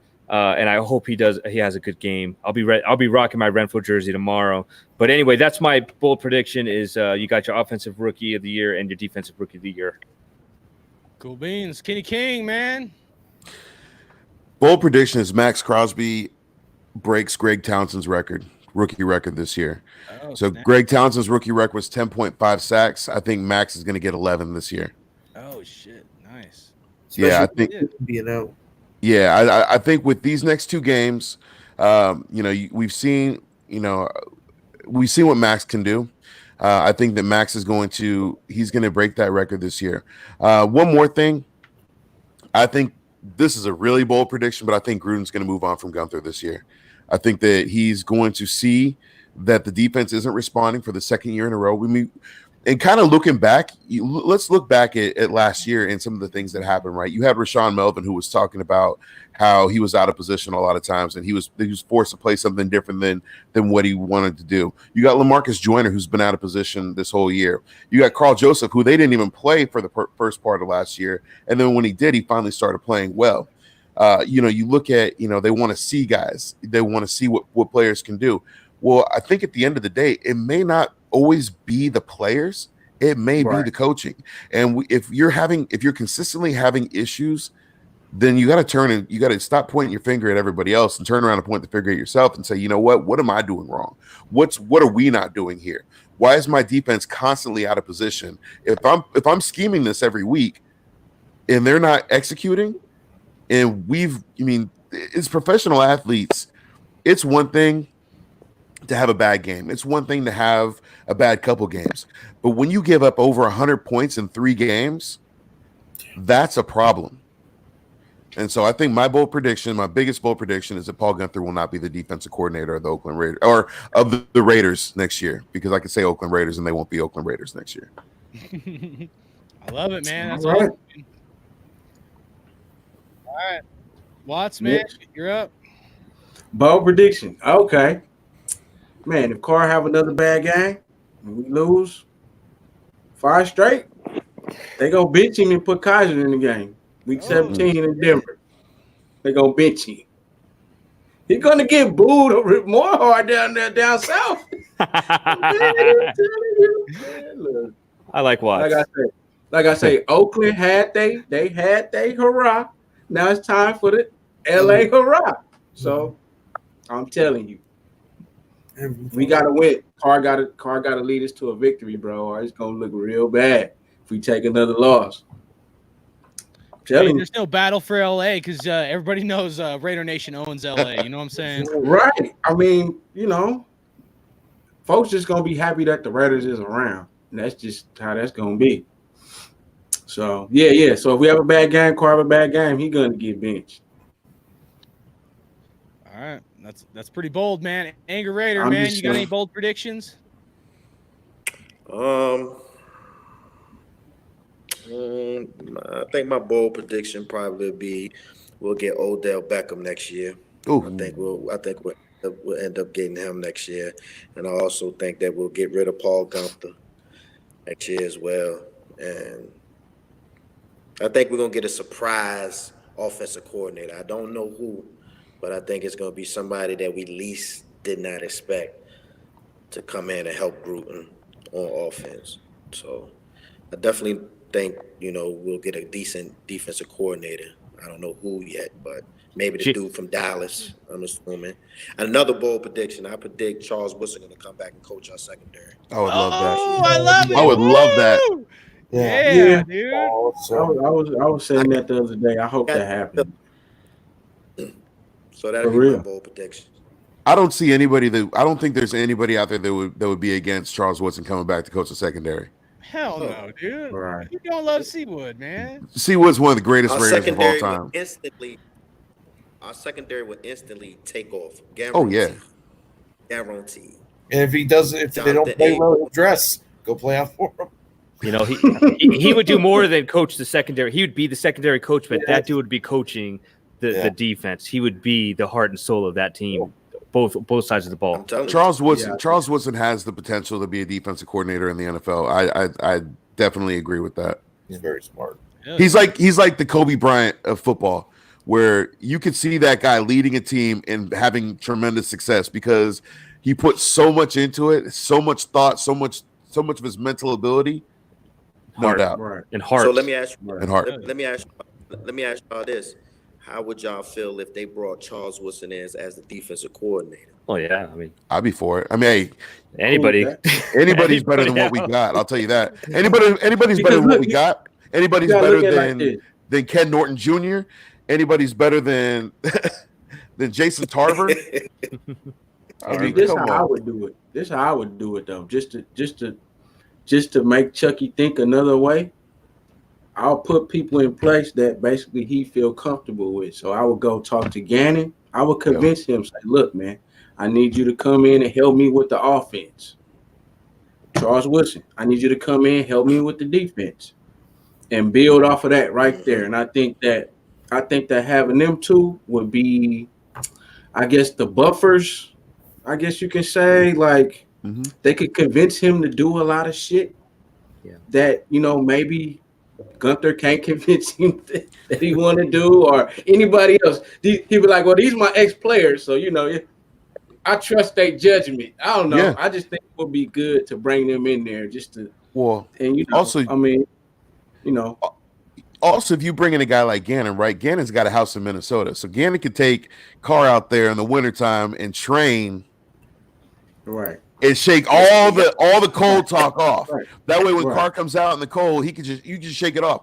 Because it's not about playing in the cold, it's a stigma of playing in the cold. But if you go out there and you train, do like Rocky did when he went to Siberia, have that off season, and then come out and just just go John Wick on him real quick. I mean, hey, Kenny King.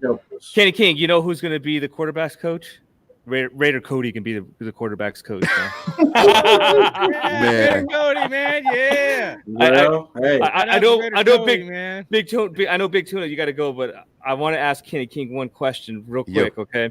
And I respect Cody what he's done. He's definitely made a good show out there, and I know he gets a lot of fallout. I want to ask you something. Sorry if I go off script here, but how do you being his partner, and I know you got his back, to the end, and that's what a real brother is like. You get your brother's back no matter what. And a lot of people give Cody a lot of crap, and there's a lot of bogus accounts out there. How do you deal with that on a personal level, where you got to keep fighting for? And Cody fights his own battles. I know that. Yeah. But how do you deal with that every day? It's frustrating because I know Cody personally. We talk a lot. We text all day. We talk on the phone all the time. Cody's a really good dude. He's a good dude. He loves the Raiders. He's all about the team. He's a big Derek Carr fan, and I think that I think that you see a lot of people that either don't like him because of the Derek Carr thing, or because you have there's a little bit of jealousy because of how quickly he rose in the ranks of podcasting.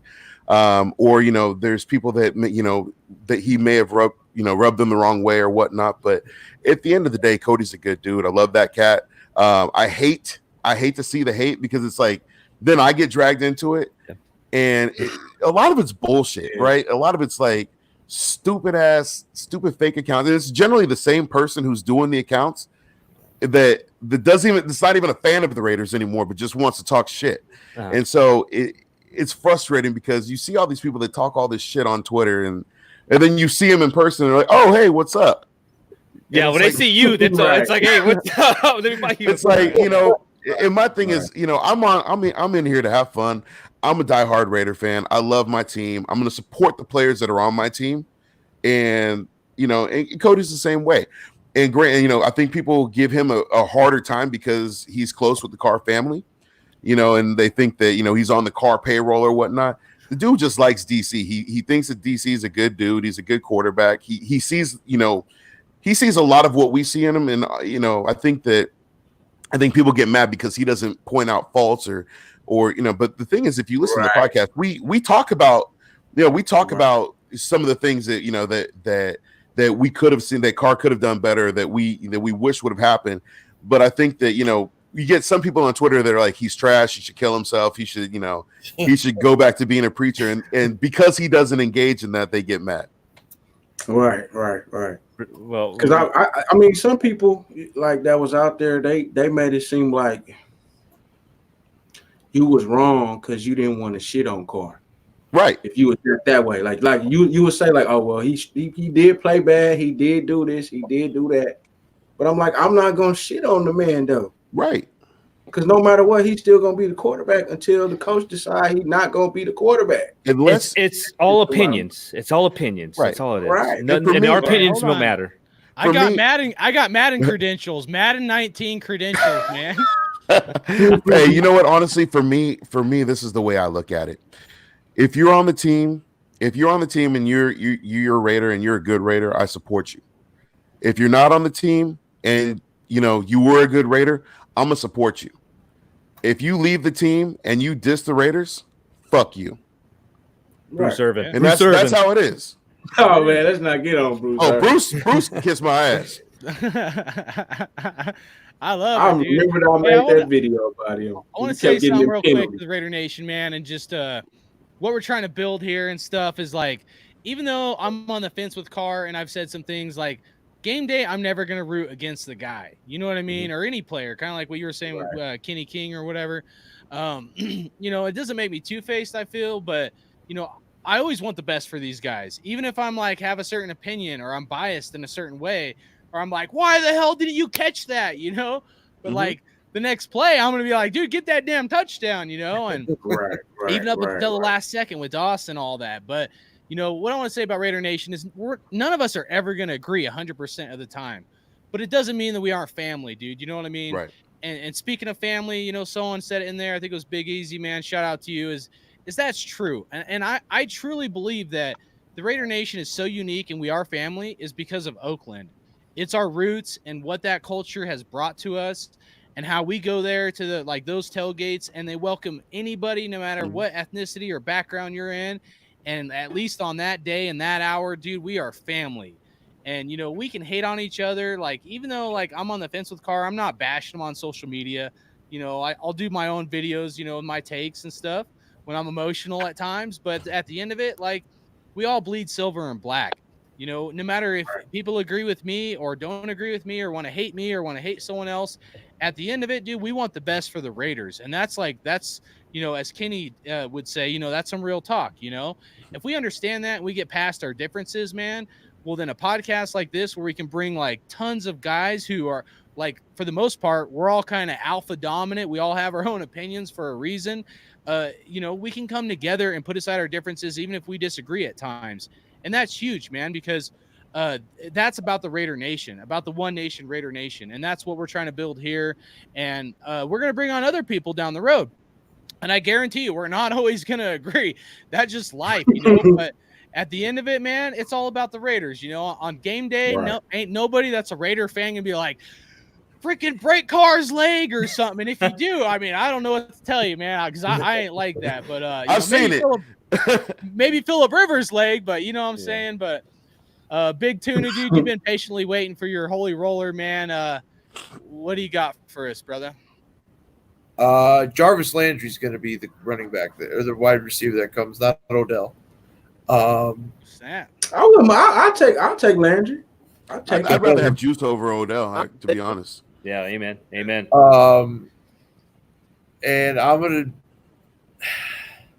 I think the Raiders are going to have they're going to force 4 turnovers tomorrow. Ooh. I like it, man. I like that. I like that. That's what they need. They need to do it. There's pandemonium being after that. It's gonna be pandemonium. Are we gonna get home on any of those turnovers? Yeah. Eric Harris, another TD, another pick interception. 6. Yeah. Let's go. Hey, biggest disappointment of our turnovers this year was that Mo Hurst didn't get a touchdown, dude. Man. How can't you block Ryan Tannehill, dude? Deion Jordan was up there celebrating. He was celebrating. Yep. Because he crept in from the side. Hey, but that was a good tackle by Tannehill. Yeah, he nailed it. That was a hell of a play, man. That's why I felt bad for everybody in the stadium when we lost their game because I was like, man. We should have won that game 3 times. We should have won that game. We shouldn't have lost that game. Yeah. I was like, we just need one more touchdown, right? One more touchdown. Yeah. That Waller fumble was the one that sealed it. That was it. Before you get wrapped up here, I just want to give a quick shout out to the chat. Grimecast, J-Dog, West Coast, and Raider Nation for Life. Glitch, Ryan, Oregon Poop, Big Easy, Sean He Athletic, got a cold name, bro. Glitch. I know there's others. J-Dog 209. I yeah, like there it. you go. 3 sacks for Crosby. I like it, J-Dog. That'd be nice, yeah. And then anybody else I missed, I apologize. I know we had a lot of people in here. And again, man, I just want to give a mad shout out to everybody who's joined. Big Tuna, Angry Raider, WattsRaider, and of course MonsterMash Ken with East Coast, East Coast Nation, and then Kitty King Jr., who does the blog, Just Blog Baby, as well as the Raider Cody podcast. And you guys just give your closing statements and maybe a message to Raider Nation. And Kenny King, man, let's start with you, brother. Yo, thanks for having me on, Hardcore. It was good being on with all you guys. It was a good talk. You know, one of the things I do, I love talking sports. I love talking football. I love talking the Raiders. I could do that shit all day. But, closing statements, at the end of the day, as we're sitting here at 6-8, we got 2 games left, 2 division rivals. We got 1 more home game, 1 away game. I just want to see this team be competitive. I want to see this team show some fight. I want to see second half adjustments. I would love to see us go 8-8. As Tom Cable once said, I don't want to be losers anymore. But to see this team go from 4-12 to where we're at now, to see the trajectory that this team has had, to see the direction that we're going in, the amount of draft picks, the draft capital, the salary cap that we have, it's a lot to be excited about. And it's a good time to be a Raider fan, to be a part of Raider Nation with going into a new stadium in Vegas. It's a lot to be excited about. So yeah, while we're sitting here at 6-8, we're, right now we're losing and we're down on ourselves. We have to look at the fact that we're in a better spot than we thought we were going to be. We're in a better spot than a lot of people thought we were going to be. And we've lost a lot of key pieces to this team. And when we get it back and we get through that draft and we open up the doors to the new stadium tomorrow or next year, I'm sorry, this team is going to be light years better. And I think that's something to look forward to. Hell yeah, I love it, man. And then, like I said, man, thanks again for coming on. Mad respect. Hope we can have you on down the road. We're only going to do like 1 to 2 shows in the off season per month. But I got some good topics in the off season. So we'd love to have you back on down the road, as well as maybe a game or 2 during next regular season, man. It'd be an honor to bring you on again. I can't thank you enough, man. No doubt. Thanks for having me on. You're awesome. All right, MonsterMash Ken, dude. Again, thank you to you as well, dude. I love your guys' podcast. The whole Ziggy Zoggy toast, man. I'll give you a toast right here, man. And shout out to you and the guys out there on the East Coast holding it down, putting up some podcasts and whatnot. But give your closing statements and any message you want to Raider Nation. Yeah, first and foremost, it's awesome to be amongst just leaders and voices of Raider Nation, and you guys are all competent in what you're saying. There's a lot of bonehead calls out there, but you can tell when you speak to somebody that's intelligent and knows what they're talking about, and they know the facts. They're not just based on like, oh, I hate Carr. Well, why? And I love that you guys are all great. I can't wait to follow. I don't know if I'm following. I think I'm following some of you, but I'm going to definitely be following all of you guys on social media. Kenny King, always a pleasure. I hope you still got your little guy that I got you, man. He's on my desk, man. So you guys, I made Kenny King a pop figure. It was a pleasure doing that, and that was when you guys kind of just started breaking through there. But as far as the message goes, the future is bright. It's not every year that an organization nails a draft, and this is one of the times that we've done it. Unfortunately, the quarterback position is up in the air. I do believe in Carr. I hope he gets it. I hope something clicks and we're okay. But you know what? We'll wait to see what happens. The foundation is laid. And I think we nail another draft, and the future is bright. In Las Vegas, those lights are going to shine brighter in Vegas when the Raiders are there. And follow us on East Coast Nation Podcast. We do shows every week. We're on a hiatus right now until my guys get their real life sorted out, because they both got new jobs at the same time. So we're trying to figure shit out. But we love what we do. We're representing from the East Coast. Jersey represent. Also, you can follow me on MonsterMash. It's MonsterMash Ken on Twitter, Facebook. Love talking football, and I'm not one to get in any arguments, or your opinions are your own, and that's all they are. Your opinions are not going to change what John Gruden or Mayock do. Just keep that in mind. If somebody doesn't agree with you, don't get in an uproar about it. I see people trying to start fights with people online. Not worth it. Just It's just stupid. It's just stupid. Right. But anyway, cheers to you guys. Hardcore, thanks for having me on, man. This is awesome. It's probably one of the coolest things I've done Cool. since I've done in podcasting, man. Keep up the good work, man. Hey, thanks, man. We'll definitely reach out to you again, have you on as well. I will just say I'm going to put on Twitter, I don't like your mustache, so take that. Oh, oh God. I'm just kidding. I love your mustache, man, but I just thought it'd be something fun. Why you gotta hate on the mustache, man? You know, it's funny because this morning you can see I just trimmed it up because we did some family pictures. So my wife's like, "What's that?" I was like, "Come on, man." So this is fresh. I might not keep it, but I normally got a beard going. So. Hey, man, it's just stuff for the Twitter sphere. You know what I'm saying? Yeah. Right? What you said, WattsRaider, man. What you got, brother? All right.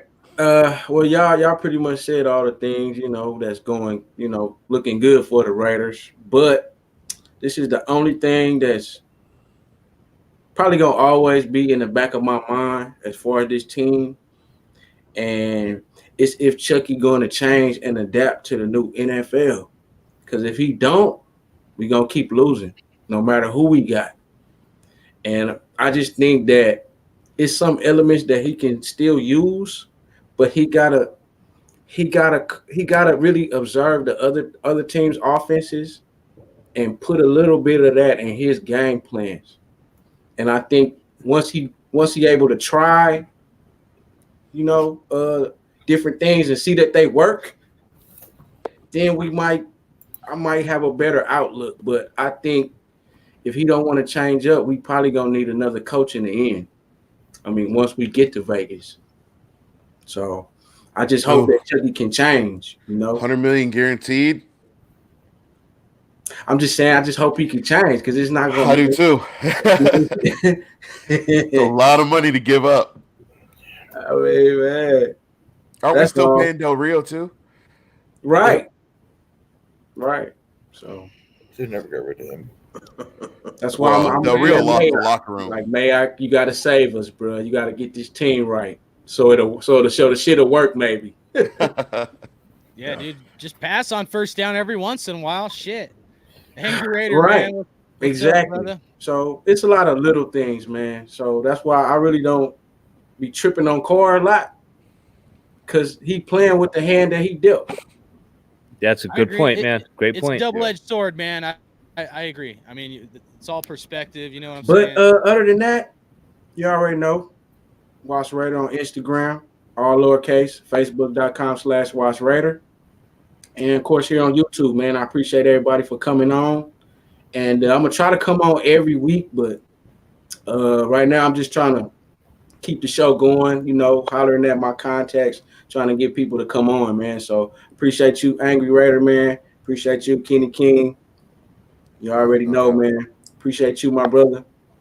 And we're going to do this again. Hell yeah. Definitely. Thank you, Watts. You've been a foundational piece to this, man. So shout out to you and mad respect. Angry Raider, dude.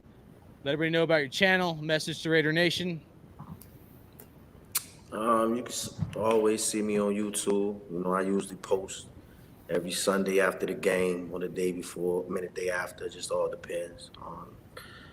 I don't really have like you guys got, y'all platforms are definitely dope. So if I start biting some of y'all stuff, don't be mad at me. I'm just angry.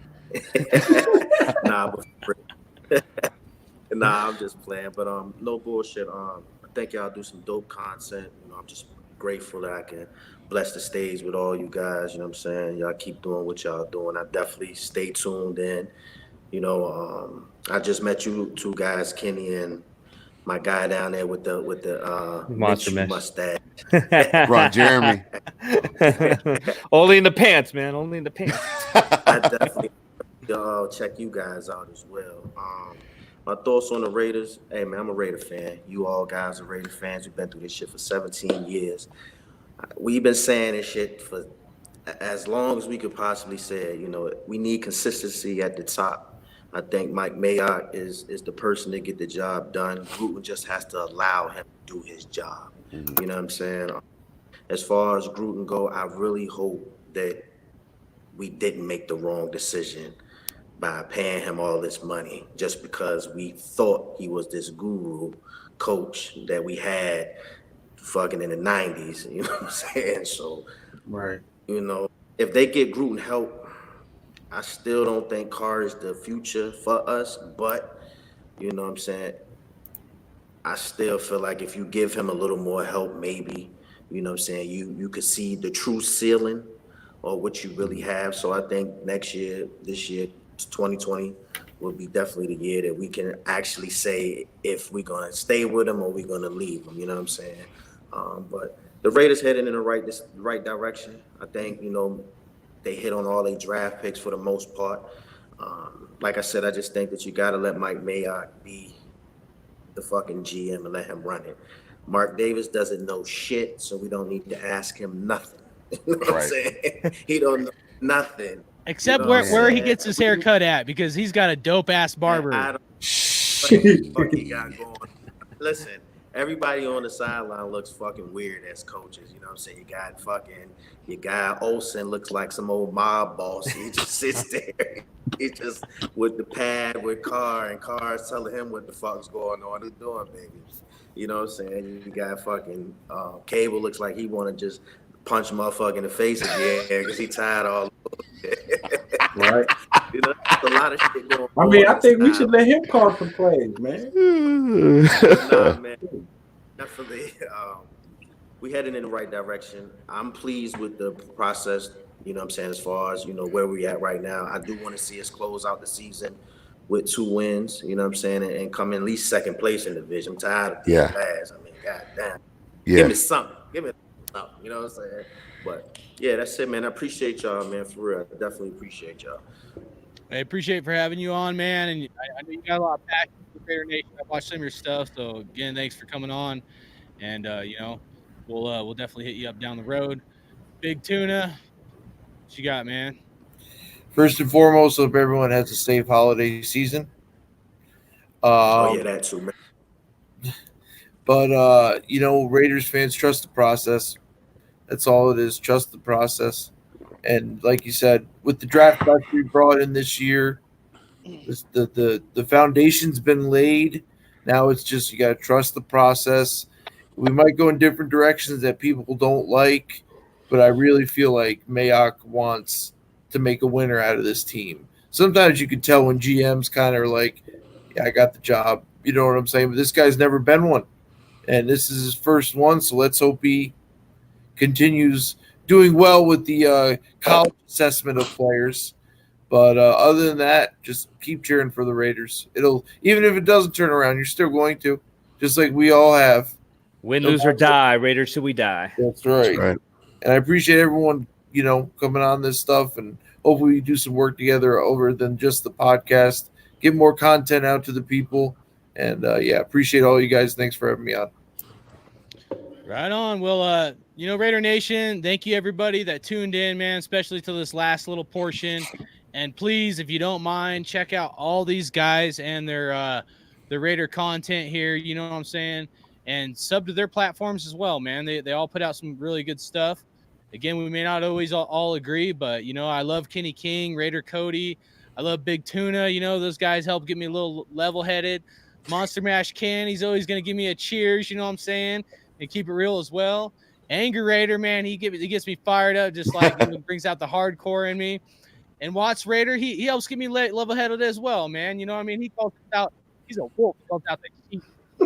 And so, hey, man, that's all I know. It's But, two Raider nations, the wolves and the sheep. And that's what I've been since I've been a kid. You know what I'm saying? Been both sides. I say, shoot, I'm a wolf. Hey, Watts. Stay down with the squad. Hey, Watts, I got something. Cloud my judgment about the team as far as, you know, still being down with the Raiders. Hey, Watts. I got something for you, Watts. You're a wolf. I used to have an old show, Kenny knows, the Wolfpack Nation. I had a sign off. I had a sign off on my show. The wolves don't concern themselves with the opinions of the sheep. Always be a wolf, brother. That's right. Right. Right. And then last thing, I'm going to be at the Donkeys game, man. I'm going to the last Oakland Raiders game, dude. They're nosebleeds, but Smack a donkey for me. oh, you bet It you might believe be it, man. snowing. You know what I'm saying? But anybody in Raider Nation, if you guys watch this, if you're going out to that game, if you want to link up, man, hit me up and I'll give you some contact email or something. But it's gonna be cold. I'm going with my wife's dad, and they're all Bronco fans, dude. It's just me and my son, the only Raiders fans. So anybody that's in the Raider Nation, dude, if you want to link up, man, hit me up on the comments after this. And again, thank you everyone for joining, checking us out, and we'll see how these next 2 games go. And, like everybody here just said, there's a lot of bright stuff for our future. We're going to have like close to $100 million in cap space, maybe a little less, maybe a little more. So we'll see, man. Tax-free Vegas, new stadium. Vegas, baby. Yeah. All right, man. Let's get a Raiders on 3. You guys ready? You guys want to do Raiders chant? Yeah. Get it. Big Tuna, I better hear you this time, man. 1, 2, 3. Raiders. Yeah. Peace out, guys. You guys have a good Sunday. Thanks again. And we're going to pop out of this baby. Yeah, Merry Christmas to everybody too, man. Merry Christmas. Good holidays. Trying to get this dub. Hell yeah. Let's go Raiders.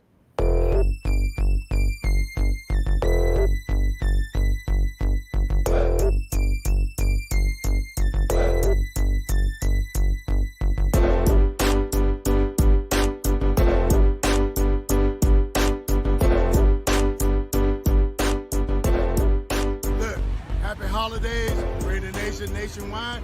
Get some. Raiders!